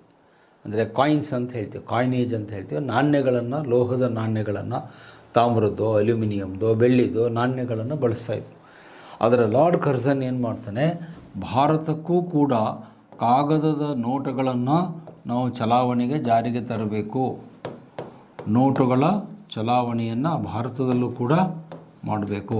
ನಾಣ್ಯದ ಜೊತೆಗೆ ಕರೆನ್ಸಿ ನೋಟುಗಳನ್ನು ನಮ್ಮ ದೇಶದಲ್ಲಿ ಮೊದಲು ಆರಂಭ ಮಾಡಿದ್ದು ಯಾರು ಅಂತ ಹೇಳಿದರೆ ನಾವು ಲಾರ್ಡ್ ಕರ್ಜನ್ ಅಂತ ಹೇಳ್ತೀವಿ. ನಿಮ್ಮ ಜೇಬಲ್ಲಿರೋ ಒಂದು ಕರೆನ್ಸಿ ನೋಟ್ ತೆಗೆದು ನೋಡಿದರೆ ಅದರಲ್ಲಿ ಗಾಂಧೀಜಿಯವರ ಫೋಟೋ ಇರುತ್ತೆ, ನೀವೆಲ್ಲ ನೋಡಿದ್ದೀರಿ. ಆದರೆ ಈಗ ನಾನು ಹೇಳೋದು ಗಮನ ಕೊಟ್ಟು ಕೇಳಿ, ಆ ಗಾಂಧೀಜಿಯವರ ಫೋಟೋದ ಜೊತೆಗೆ ನೀವು ಲಾರ್ಡ್ ಕರ್ಜನ್ ಫೋಟೋನ ನೆನಪು ಮಾಡ್ಕೋಬೇಕು. ಯಾಕೆ, ಆ ಕರೆನ್ಸಿ ನೋಟುಗಳನ್ನು ನಮ್ಮ ದೇಶದಲ್ಲಿ ಮೊದಲು ಸ್ಟಾರ್ಟ್ ಮಾಡಿದ್ದೇ ಲಾರ್ಡ್ ಕರ್ಜನ್. ಅಲ್ಲಿವರೆಗೂ ಪೇಪರ್ ಕರೆನ್ಸಿ ಇರಲಿಲ್ಲ. ಇದರಿಂದ ಆದ ಲಾಭ ಏನು ಅಂದರೆ ಏಕರೂಪವಾದ ಆರ್ಥಿಕ ವ್ಯವಸ್ಥೆಗೆ ದಾರಿಯಾಯಿತು. ಏಕರೂಪ ಆರ್ಥಿಕ ವ್ಯವಸ್ಥೆ, ಇದು ನೀವು ಎಕನಾಮಿಕ್ಸಲ್ಲಿ ಓದ್ತೀರಿ. ಏಕರೂಪ ಆರ್ಥಿಕ ವ್ಯವಸ್ಥೆಗೆ ಇದು ನಾಂದಿಯಾಯಿತು, ದಾರಿಯಾಯಿತು. ಏನು ಸರ್ ಅದು ಏಕರೂಪ ಆರ್ಥಿಕ ವ್ಯವಸ್ಥೆ ಅಂದರೆ ಯೂನಿಫಾರ್ಮ್ ಕರೆನ್ಸಿ ಸಿಸ್ಟಮ್. ಮುಂಚೆ ಏನಾಗ್ತಿತ್ತು, ಒಂದು ಪ್ರಾಂತ್ಯದಿಂದ ಇನ್ನೊಂದು ಪ್ರಾಂತ್ಯಕ್ಕೆ ಬೇರೆ ಬೇರೆ ನಾಣ್ಯಗಳನ್ನು ಜನ ಬಳಸ್ತಾಯಿದ್ರು. ಮೈಸೂರು ಪ್ರಾಂತ್ಯದಲ್ಲೊಂದು, ಮರಾಠವಾಡದಲ್ಲೊಂದು, ಉತ್ತರ ಭಾರತದಲ್ಲೊಂದು, ನಿಮ್ಮ ಕೇರಳ ಟ್ರಾವಂಕೂರ್ನಲ್ಲಿ ಒಂದು, ಸ್ವಲ್ಪ ಗೊಂದಲ ಆಗ್ತಾಯಿತ್ತು. ಆದರೆ ಈಗ ಯೂನಿಫಾರ್ಮಿಟಿ, ಏಕರೂಪತೆ, ಆ ಯೂನಿಫಾರ್ಮಿಟಿಯನ್ನು ಜಾರಿಗೆ ತಂದಿದ್ದು ಇವನ ದೊಡ್ಡ ಸಾಧನೆ ಅಂತ ಹೇಳ್ತೀವಿ. ಆ ಯೂನಿಫಾರ್ಮಿಟಿ ನಮ್ಮ ಆರ್ಥಿಕ ನಾಣ್ಯದ ವ್ಯವಸ್ಥೆಯಲ್ಲಿ ಬರುತ್ತೆ. ಮತ್ತು ಮೊದಲ ಕರೆನ್ಸಿ ನೋಟ್ ಮೇಲೆ ವಿಕ್ಟೋರಿಯಾ ರಾಣಿಯ ಭಾವಚಿತ್ರವನ್ನು ಹಾಕಲಾಯಿತು. ಅಂದರೆ ಫಸ್ಟ್ ಕರೆನ್ಸಿ ನೋಟ್ ಏನು ಬರುತ್ತೆ ಅದರ ಮೇಲೆ ವಿಕ್ಟೋರಿಯಾ ರಾಣಿಯ ಭಾವಚಿತ್ರವನ್ನು ಅದರಲ್ಲಿ ಹಾಕಲಾಗುತ್ತೆ. ಮತ್ತು ಇವತ್ತು ಏನು ನಮ್ಮ ಹಣಕಾಸು ಸಚಿವರು ನಿರ್ಮಲಾ ಸೀತಾರಾಮನ್ ಅವರು ಫಾಲೋ ಮಾಡ್ತಾರೆ, ಅದು ಮೊದಲೇ ಇವನ ಕಾಲದಲ್ಲಿ ಸ್ಟಾರ್ಟ್ ಆಗುತ್ತೆ. ಅದನ್ನು ನಾವು ಏನಂತ ಕರಿತೀವಿ ಅಂದರೆ GRS ಸಿಸ್ಟಮ್ ಅಂತ ಕರಿತೀವಿ. ಆ GRS ಪದ್ಧತಿಯನ್ನು ಆರಂಭ ಮಾಡಿದ್ದು ಯಾರು ಅಂದರೆ ಲಾರ್ಡ್ ಕರ್ಜನ್ ಅಂತ ಹೇಳ್ತೀವಿ. ಏನು ಸರ್ ಅದು GRS ಅಂದರೆ, ಅದಕ್ಕೆ ಲಾಂಗ್ ಫಾರ್ಮನ್ನು ನೋಟ್ ಮಾಡ್ಕೊಳ್ಳಿ, ಗೋಲ್ಡ್ ರಿಸರ್ವ್ ಸಿಸ್ಟಮ್. GRS ಅಂದರೆ ಗೋಲ್ಡ್ ರಿಸರ್ವ್ ಸಿಸ್ಟಮ್, ಚಿನ್ನವನ್ನು ಮೀಸಲಾಗಿ ಇಡುವಂತಹ ಪದ್ಧತಿ. ನೀವು ನೋಡಿದ್ದೀರಿ, ನಿಮ್ಮ ಕರೆನ್ಸಿ ನೋಟುಗಳ ಮೇಲೆ ಒಂದು ಸಾಲನ್ನು ಬರೆದಿರ್ತಾರೆ. ಏನಂತ, I promise the bearer sum of rupees ಅಂತ ಹೇಳಿ ಬರೆದು ಕೆಳಗಡೆ RBI ಗವರ್ನರ್ದು ಸಿಗ್ನೇಚರ್ ಇರುತ್ತೆ. ನೋಡಿದ್ದೀರಲ್ವಾ ನೋಟಲ್ಲಿ? ಯಾವ ಆಧಾರದ ಮೇಲೆ ಅವರು ನಿಮಗೆ ಪ್ರಾಮಿಸ್ ಮಾಡ್ತಾರೆ ಗವರ್ನರ್ ಅಂತ ಹೇಳಿದರೆ, ಒಂದಷ್ಟು ಪ್ರಮಾಣದ ಬಂಗಾರವನ್ನು, ಚಿನ್ನವನ್ನು ಅಲ್ಲಿ ಸ್ಟೋರ್ ಮಾಡಿರ್ತಾರೆ. ಅದಕ್ಕೆ ಗೋಲ್ಡ್ ರಿಸರ್ವ್ ಸಿಸ್ಟಮ್ ಅಂತ ಹೇಳ್ತೀವಿ, ಚಿನ್ನ ಮೀಸಲು ಪದ್ಧತಿ. ಒಂದು ನೋಟ್ ಪ್ರಿಂಟ್ ಮಾಡಬೇಕು ಅಂದರೆ ಒಂದಷ್ಟು ಪರ್ಸೆಂಟೇಜನ್ನು ಗೋಲ್ಡನ್ನು ನೀವು RBIನಲ್ಲಿ ಡೆಪಾಸಿಟ್ ಮಾಡಬೇಕು. 30% 40% ಅದನ್ನು RBIದವರು ಡಿಸೈಡ್ ಮಾಡ್ತಾರೆ. ಅಂದರೆ ಈಗ 100 ರೂಪಾಯಿ ನೋಟ್ ನೀವು ಪ್ರಿಂಟ್ ಮಾಡಬೇಕು ಅಂದರೆ 40 ರೂಪಾಯಿ ಮೌಲ್ಯದ ಚಿನ್ನವನ್ನು ನೀವು ಡೆಪಾಸಿಟ್ ಮಾಡಬೇಕು. ನೀವಂದರೆ ನೀವೇ ಅಲ್ಲ, ಸರ್ಕಾರದವ್ರು ಮಾಡಬೇಕು. ಆಮೇಲೆ ನೋಟ್ ಪ್ರಿಂಟ್ ಆಗುತ್ತೆ. ನಮ್ಮಲ್ಲಿ ಭಾಳ ಜನ ನೋಟ್ ಪ್ರಿಂಟ್ ಮಾಡೋದು ಅಂದರೆ ಈ ಲಗ್ನ ಪತ್ರಿಕೆ ಪ್ರಿಂಟ್ ಮಾಡೋದು ಅಂತ ತಿಳ್ಕೊಂಬಿಟ್ಟಿದ್ದಾರೆ. ಮ್ಯಾರೇಜ್ ಕಾರ್ಡ್ ಪ್ರಿಂಟ್ ಮಾಡಿಸ್ತಿರಲ್ಲ, ಹಂಗೆ ಮಾಡಲಿಕ್ಕೆ ಆಗಲ್ಲ. It's A legal tender. ನಿಮ್ಮ ನೋಟುಗಳಿಗೆ ಮೌಲ್ಯ ಬರಬೇಕು, ಬೆಲೆ ಬರಬೇಕು, ಸ್ಥಿರತೆ ಬರಬೇಕು ಅಂದರೆ ಅದಕ್ಕೊಂದು ಶ್ಯೂರಿಟಿಯಾಗಿ, ಗ್ಯಾರಂಟಿಯಾಗಿ ಚಿನ್ನವನ್ನು ನೀವು ಅಲ್ಲಿ ಇದನ್ನು ಮಾಡಬೇಕು, ಒತ್ತೆ ಇಡಬೇಕು ಇದರಲ್ಲಿ RBIನಲ್ಲಿ. ಈ ಪದ್ಧತಿಯನ್ನು ಫಸ್ಟ್ ಭಾರತದಲ್ಲಿ ಸ್ಟಾರ್ಟ್ ಮಾಡಿದ್ದು ಯಾರು ಅಂದರೆ Lord Curzon. It provided stability to the currency. ಅದನ್ನ ಎಕನಾಮಿಕ್ಸಲ್ಲಿ ಈ ಥರ ಹೇಳ್ತೀವಿ, ಸ್ಟೆಬಿಲಿಟಿ ಆಫ್ ದ ಕರೆನ್ಸಿ. ನಿಮ್ಮದೇನು ಕರೆನ್ಸಿ ಇದೆ ಅದಕ್ಕೆ ಸ್ಥಿರತೆ ಬರಬೇಕು ಅಂತ ಹೇಳಿದರೆ ನೀವು ಈ ಕೆಲಸವನ್ನು ಮಾಡಲೇಬೇಕು. ಬರೀ ಸ್ಟೆಬಿಲಿಟಿ ಅಷ್ಟೇ ಅಲ್ಲ, ಕ್ರೆಡಿಬಿಲಿಟಿ ಕೂಡ ಬರಬೇಕು. ಎರಡೂ ಅಷ್ಟೇ ಮುಖ್ಯವಾದದ್ದು. ಈ ಎರಡೂ ಶಬ್ದವನ್ನು ನೆನಪಿಟ್ಕೊಳ್ಳಿ, stability as well as credibility. Stability ಅಂದರೆ ಸ್ಥಿರತೆ, ಕ್ರೆಡಿಬಿಲಿಟಿ ಅಂದರೆ ನಂಬಲರ್ಹತೆ, ವಿಶ್ವಾಸಾರ್ಹತೆ. ನಿಮ್ಮ ಕರೆನ್ಸಿ ನೋಟಿಗೆ ವಿಶ್ವಾಸಾರ್ಹತೆ ಮತ್ತು ಭದ್ರತೆ ಬರಬೇಕು ಅಂದರೆ ಒಂದಷ್ಟು ಬಂಗಾರವನ್ನು, ಚಿನ್ನವನ್ನು ನೀವೇನು ಮಾಡಬೇಕು, RBIನಲ್ಲಿ ಡೆಪಾಸಿಟ್ ಮಾಡಬೇಕು. ಸೊ ಈ ಪದ್ಧತಿಯನ್ನು ಯಾರು ಫಸ್ಟ್ ಜಾರಿಗೆ ತಂದರು ಅಂತ ಹೇಳಿದರೆ ಲಾರ್ಡ್ ಕರ್ಜನ್ ಅಂತ ಹೇಳ್ತೀವಿ. ಸೊ ಹಾಗಾಗಿ ಪೇಪರ್ ಕರೆನ್ಸಿಗಳನ್ನು ನಮ್ಮ ದೇಶದಲ್ಲಿ ಜಾರಿಗೆ ತಂದು ಭಾರತದಾದ್ಯಂತ ಎಲ್ಲ ಕಡೆಗೂ ಒಂದೇ ರೀತಿಯ ನೋಟುಗಳನ್ನು ಅವನು ಜಾರಿಗೆ ತರ್ತಾನೆ. ಮತ್ತು ಈ ಕೆಲಸಕ್ಕಾಗಿ ಒಂದು ಸೆಕ್ಯೂರಿಟಿ ಪ್ರೆಸ್ ಕೂಡ ಆರಂಭವಾಗುತ್ತೆ. ಯಾಕಂದರೆ ನೋಟುಗಳನ್ನು ಪ್ರಿಂಟ್ ಮಾಡಲಿಕ್ಕೆ ನಿಮಗೆ ಒಂದು ಪ್ರಿಂಟ್ ಮಾಡುವಂಥ ಒಂದು ಸ್ಥಳ ಬೇಕು, ಅದಕ್ಕೆ ಸೆಕ್ಯೂರಿಟಿ ಪ್ರೆಸ್ ಅಂತ ಹೇಳ್ತಾರೆ. ಅದನ್ನು ಎಲ್ಲಿ ಅವನು ಸ್ಟಾರ್ಟ್ ಮಾಡ್ತಾನೆ ಅಂದರೆ ಮಹಾರಾಷ್ಟ್ರದ ನಾಸಿಕ್ನಲ್ಲಿ.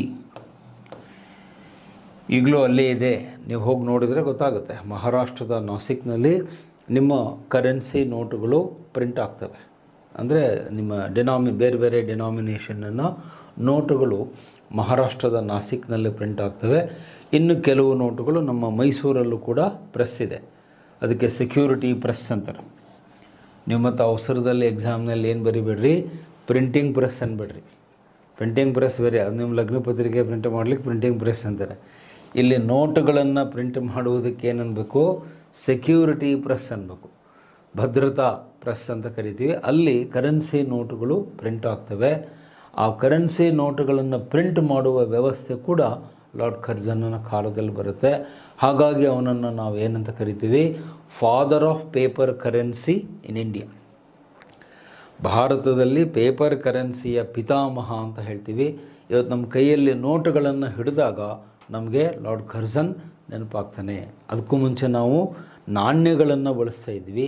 ಮತ್ತು ಇನ್ನೂ ನಮ್ಮ ದೇಶದ ಕೆಲವು ಪ್ರದೇಶದಲ್ಲಿ ಏನು ಮಾಡಿದರು, ಬಾರ್ಟರ್ ಸಿಸ್ಟಮ್ ಇತ್ತು. ನಿಮಗೆಲ್ಲ ಗೊತ್ತಿದೆ, ಇದನ್ನು ಹಿಂದೆ ಇತಿಹಾಸದ ಹಿಂದಿನ ತರಗತಿಗಳಲ್ಲಿ ಓದಿರ್ತೀರಿ. ಬಾರ್ಟರ್ ಸಿಸ್ಟಮ್ ನಮ್ಮ ದೇಶದಲ್ಲಿ ಜಾರಿಯಲ್ಲಿತ್ತು. ಏನದು ಬಾರ್ಟರ್ ಸಿಸ್ಟಮ್ ಅಂದರೆ ಏನು ಅಂತ ನಿಮಗೆಲ್ಲ ಗೊತ್ತಿದೆ. ವಿನಿಮಯ ಪದ್ಧತಿ, ವಸ್ತುಗಳನ್ನು ವಸ್ತುಗಳಿಗೆ ವಿನಿಮಯ ಮಾಡೋದು, ಸೇವೆಗಳನ್ನು ಸೇವೆಗಳಿಗೆ ವಿನಿಮಯ ಮಾಡೋದು, exchange of goods and services, ಅದಕ್ಕೆ ಬಾರ್ಟರ್ ಸಿಸ್ಟಮ್ ಅಂತ ಹೇಳ್ತೀವಿ. ನಮ್ಮ ದೇಶದಲ್ಲಿ ಬಾರ್ಟರ್ ಸಿಸ್ಟಮ್ ಜಾರಿಯಲ್ಲಿತ್ತು. ಆದರೆ ಇನ್ನು ಮೇಲೆ ಕರ್ಜನ್ ನೋಟುಗಳನ್ನು ಜಾರಿಗೆ ತಂದ ಮೇಲೆ ಈ ಬಾರ್ಟರ್ ಸಿಸ್ಟಮ್ ಏನಾಗುತ್ತೆ, ಹೊರಟು ಹೋಗುತ್ತೆ. ಇದರ ಜಾಗದಲ್ಲಿ ನೋಟುಗಳು, ಕರೆನ್ಸಿ ನೋಟುಗಳು ಬಳಕೆಯಾಗ್ತವೆ. ಜನ ನೋಟ್ಸ್ಗಳನ್ನು ಬಳಸುವುದಕ್ಕೆ ಆರಂಭಿಸ್ತಾರೆ. ಸೊ ಇದು ಕರ್ಜನ್ನನ ಇನ್ನೊಂದು ಮಹತ್ವವಾದ ಕೊಡುಗೆ. ಸೊ ಇವತ್ತಿಗೂ ನಾವು ಅವನ ಈ ಒಂದು ಕ್ರಮಕ್ಕೆ ಆಭಾರಿಯಾಗಿದ್ದೇವೆ. ಆ ಕರೆನ್ಸಿ ನೋಟುಗಳನ್ನು ನಮ್ಮ ದೇಶದಲ್ಲಿ ಅವನು ಜಾರಿಗೆ ತರ್ತಾನೆ. ಮತ್ತು ಚಿನ್ನ ಮೀಸಲಾತಿ ಪದ್ಧತಿಯ ಮೂಲಕ ನಿಮ್ಮ ಕರೆನ್ಸಿ ನೋಟಿಗೆ ಸ್ಥಿರತೆಯನ್ನು ಮತ್ತು ವಿಶ್ವಾಸಾರ್ಹತೆಯನ್ನು ತುಂಬುವಲ್ಲಿ ಅವನು ಮುಖ್ಯ ಪಾತ್ರವನ್ನು ವಹಿಸಿದ ಅಂತ ನಾವು ಹೇಳಬೇಕಾಗುತ್ತೆ. ಮುಂದೆ ಆ ಬ್ರಿಟಿಷರ ಆಳ್ವಿಕೆ ಮುಗಿದ ಮೇಲೆ ಈ ಜವಾಬ್ದಾರಿಯನ್ನು ಯಾರು ಹೊತ್ಕೊಳ್ತಾರೆ, RBI, ರಿಸರ್ವ್ ಬ್ಯಾಂಕ್ ಆಫ್ ಇಂಡಿಯಾದವರು 1935ಇಂದ ಈ ಜವಾಬ್ದಾರಿಯನ್ನು ವಹಿಸಿಕೊಳ್ತಾರೆ. ಓಕೆ, ಸೊ ಇದು ಅವನ ಕಾಲದ ಇನ್ನೊಂದು ಮಹತ್ವದ ಸಾಧನೆ. ಸೊ ಈಗ ನೆಕ್ಸ್ಟು ಮುಂದಿನ ಪಾಯಿಂಟಿಗೆ ನಾನು ಹೋಗ್ತೇನೆ. ಅವನ ಕಾಲದ ಇನ್ನೊಂದು ಮುಖ್ಯವಾದಂಥ ಕಾಯ್ದೆ ಅಂದರೆ protection of ancient monuments act. So ಈ ಕಾಯ್ದೆ ಜಾರಿಗೆ ಬಂದಿದ್ದು 1904ರಲ್ಲಿ. ಅದನ್ನು ಪ್ರಾಚೀನ ಸ್ಮಾರಕಗಳ ಸಂರಕ್ಷಣಾ ಕಾಯ್ದೆ ಅಂತ ಹೇಳ್ತೀವಿ. ಪ್ರಾಚೀನ ಸ್ಮಾರಕಗಳ ಸಂರಕ್ಷಣೆಯ ಕಾಯ್ದೆ. ನೋಡಿ, ಇಲ್ಲಿ ಕರ್ಜನ್ನನ ಕೊಡುಗೆ ಅಪಾರವಾಗಿದೆ ಅಂತ ಹೇಳ್ತೀವಿ. ಏಕೆಂದರೆ ನಮ್ಮ ದೇಶದಲ್ಲಿ ಸಾಕಷ್ಟು ಸ್ಮಾರಕಗಳಿದ್ವು. ಭಾರತ ಅಂದ್ರೇ ಒಂದು ಸ್ಮಾರಕಗಳ ಪರಂಪರೆ ಅಂತ ಹೇಳ್ತೀವಿ. ಸಾಕಷ್ಟಿವೆ. ಸುಮಾರು 2000ಕ್ಕೂ ಅಧಿಕ ಸ್ಮಾರಕಗಳು ನಮ್ಮ ದೇಶದಲ್ಲಿ ಇವೆ, ಭಾರತದಲ್ಲಿವೆ. 2000+. ಅದರಲ್ಲಿ 29 ವರ್ಲ್ಡ್ ಹೆರಿಟೇಜ್ ಸೆಂಟರ್ಗಳಿವೆ. WHC ಅಂತ ಹೇಳ್ತೀವಿ, ವಿಶ್ವ ಪರಂಪರೆ ಕೇಂದ್ರಗಳು. ಇದೆಲ್ಲ ಕರೆಂಟ್ ಅಫೇರ್ಸಲ್ಲಿ ನೀವು ಓದ್ತೀರಿ. ವಿಶ್ವ ಪರಂಪರೆ ಕೇಂದ್ರಗಳು ನಮ್ಮ ದೇಶದಲ್ಲಿ ಇವೆ. ನಮ್ಮ ರಾಜ್ಯದಲ್ಲಿ ಎಷ್ಟಿವೆ? 2 ಇವೆ. ಒಂದು ಹಂಪಿ, ಇನ್ನೊಂದು ಪಟ್ಟದಕಲ್ಲು. ಇವೆರಡು ಏನಿವೆ ನಮ್ಮ ರಾಜ್ಯದಲ್ಲಿ ಇರುವಂತಹ ಪರಂಪರೆಯ ಕೇಂದ್ರಗಳು, ಹಂಪಿ ಮತ್ತು ಪಟ್ಟದಕಲ್ಲು. ಇಡೀ ದೇಶದಲ್ಲಿ 29 ಇವೆ ಭಾರತದಲ್ಲಿ. ಸೊ ಈ ಸ್ಮಾರಕಗಳು ಏನಾಗಿದ್ವು ಅಂದರೆ ಒಂದು ಒಳ್ಳೆಯ ಸ್ಥಿತಿಯಲ್ಲಿ ಇರಲಿಲ್ಲ ಅವನ ಕಾಲದಲ್ಲಿ. ಕೆಲವೆಲ್ಲ ಬಿದ್ದು ಹೋಗುವ ಸ್ಥಿತಿಯಲ್ಲಿದ್ದವು, ಶಿಥಿಲಾವಸ್ಥೆಯಲ್ಲಿದ್ದವು. ಕೆಲವು ಸ್ಮಾರಕಗಳಿಗೆ ಹೋಗಲಿಕ್ಕೆ ದಾರಿನೇ, ರಸ್ತೆಯೇ ಇರಲಿಲ್ಲ, ಭದ್ರತೆ ಇರಲಿಲ್ಲ, ಜನ ಅಲ್ಲಿಗೆ ಹೋಗ್ಲಿಕ್ಕೆ ಹೆದರ್ತಿದ್ರು. ಸೊ ಇವನೇನು ಮಾಡಿದ ಅಂದರೆ ಈ ಭಾರತದ ಸ್ಮಾರಕಗಳನ್ನು ರಕ್ಷಣೆ ಮಾಡಲಿಕ್ಕೆ ಒಂದು ಕಾಯ್ದೆಯನ್ನು ಜಾರಿಗೆ ತರ್ತಾನೆ. ಅದನ್ನು ಮಾನ್ಯುಮೆಂಟ್ಸ್ ಪ್ರೊಟೆಕ್ಷನ್ ಆ್ಯಕ್ಟ್ ಅಂತ ಕರಿತೀವಿ. 1904ರಲ್ಲಿ ಅದನ್ನು ಜಾರಿಗೆ ತರುವುದರ ಮೂಲಕ 2000ಕ್ಕೂ ಹೆಚ್ಚು ನಮ್ಮ ಪರಂಪರೆಯ ತಾಣಗಳು, ಅದು ನಿಮ್ಮ ತಾಜ್ ಮಹಲ್ ಇರ್ಬೋದು, ಅಜಂತ ಎಲ್ಲೋರ ಗುಹೆಗಳಿರ್ಬೋದು, ಬಾದಾಮಿಯ ಮೇಣಬಸದಿಗಳಿರ್ಬೋದು, ನಿಮ್ಮ ಬಿಜಾಪುರದ ಗೋಲ್ ಗುಂಬಸ್ ಇರ್ಬೋದು, ಬೇಲೂರಿನ ಚೆನ್ನಕೇಶವ ದೇವಾಲಯ ಇರ್ಬೋದು. ಇನ್ನು ಹೇಳ್ತಾ ಹೋದರೆ ದೊಡ್ಡ ಪಟ್ಟಿ ಇದೆ. ತಮಿಳುನಾಡಿನ ಬೃಹದೀಶ್ವರ ಟೆಂಪಲ್ ಇರ್ಬೋದು ತಂಜಾವೂರಿನಲ್ಲಿ. ಆನಂತರ ಮಮ್ಮಲ್ಲಪುರಂ ಅಂತ ಬರುತ್ತೆ, ಮಹಾಬಲಿಪುರಂನಲ್ಲಿ ಸಪ್ತ ಪಗೋಡಗಳು ಅಂತ ಬರ್ತವೆ. ಎಲ್ಲೋರಾದಲ್ಲಿರುವಂತಹ ಕೈಲಾಸನಾಥ ದೇವಾಲಯ ರಾಷ್ಟ್ರಕೂಟರ ದೊರೆ ಕಟ್ಟಿಸಿರುವಂಥದ್ದು. ಸೊ ಸಾಕಷ್ಟಿವೆ ನಮ್ಮ ದೇಶದಲ್ಲಿ ಸ್ಮಾರಕಗಳು. ಬಟ್ ಅವೆಲ್ಲ ಕೆಟ್ಟ ಸ್ಥಿತಿಯಲ್ಲಿದ್ದು, ಯಾರೂ ಅದನ್ನು ಮೇಂಟೆನೆನ್ಸ್ ಇರಲಿಲ್ಲ. There was nobody to take care of them. ಅದನ್ನು ಮಾಡಲಿಕ್ಕೆ ಇವನೇನು ಮಾಡ್ತಾನೆ, ಒಬ್ಬ ಒಳ್ಳೆಯ ವ್ಯಕ್ತಿಯನ್ನು ಆರ್ಕಿಯಾಲಜಿಕಲ್ ಆಫ್ ಸರ್ವೆ ಆಫ್ ಇಂಡಿಯಾದ ಡೈರೆಕ್ಟ್ರಾಗಿ ನೇಮಕ ಮಾಡ್ತಾನೆ. ಅವನು ಎಷ್ಟು ಒಳ್ಳೆಯ ವ್ಯಕ್ತಿಯನ್ನು ನೇಮಕ ಮಾಡಿದ ಅಂದರೆ ಅವನ ಒಂದು ಕೊಡುಗೆಯನ್ನು ನಾವು ಇವತ್ತಿಗೂ ಕೂಡ ಮರೀಲಿಕ್ಕೆ ಸಾಧ್ಯ ಇಲ್ಲ.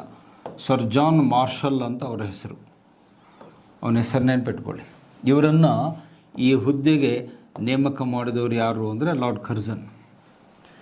Archaeological survey of India, ASI ಅಂದರೆ ನೀವು ಮತ್ತೆ ಸಬ್ ಇನ್ಸ್ಪೆಕ್ಟರ್ ಅಂತ ತಿಳ್ಕೊಬೇಡ್ರಿ, ಪೊಲೀಸ್ ಸ್ಟೇಷನ್ಗೆ ಹೋಗ್ಬೇಡ್ರಿ. ASI ಅಂದರೆ ಆರ್ಕಿಯಾಲಜಿಕಲ್ ಸರ್ವೆ ಆಫ್ ಇಂಡಿಯಾ, ಭಾರತೀಯ ಪುರಾತತ್ವ ಇಲಾಖೆಯ ನಿರ್ದೇಶಕರನ್ನಾಗಿ ಯಾರನ್ನು ನೇಮಿಸ್ತಾನೆ ಇವನು ಅಂದರೆ ಸರ್ ಜಾನ್ ಮಾರ್ಷಲ್ ಅನ್ನುವ ವ್ಯಕ್ತಿಯನ್ನು ನೇಮಿಸ್ತಾನೆ. ಅವನಿಗೆಷ್ಟು ಕಾಳಜಿ ಇತ್ತು ಅಂದರೆ ನಮ್ಮ ದೇಶದ ಎಲ್ಲ ಸ್ಮಾರಕಗಳನ್ನು ಅವನು ಸಂರಕ್ಷಣೆ ಮಾಡ್ತಾನೆ. ಮುಂದೆ ಇವರ ನೇತೃತ್ವದಲ್ಲಿನೇ ಯಾವುದರ ಉತ್ಖನನ ಆಗುತ್ತೆ, ನಿಮ್ಮ ಸಿಂಧೂ ಕಣಿವೆ ನಾಗರಿಕತೆ, ಮೊಹೆಂಜೊದಾರೋ ಮತ್ತು ಹರಪ್ಪಗಳನ್ನು ಉತ್ಖನನ ಮಾಡಿದ್ಯಾರು ಅಂದರೆ ಸರ್ ಜಾನ್ ಮಾರ್ಷಲ್ ಅಂತ ಹೇಳ್ತೀವಿ. ಅಫ್ಕೋರ್ಸ್ ಅವ್ರ ಜೊತೆಯಲ್ಲಿ ನಮ್ಮ ಇಬ್ಬರು ಎಕ್ಸ್ಪರ್ಟ್ಸು ಇದ್ದರು. RD ಬ್ಯಾನರ್ಜಿ ಮತ್ತು ದಯಾರಾಮ್ ಸಹಾನಿಯವರು ಕೂಡ ಅವ್ರ ಜೊತೆಗೆ ಕೈ ಜೋಡಿಸ್ತಾರೆ. ಬಟ್ ಮೂಲ ಮಾರ್ಗದರ್ಶನ ಯಾರ್ದು ಅಂದರೆ ಸರ್ ಜಾನ್ ಮಾರ್ಷಲ್.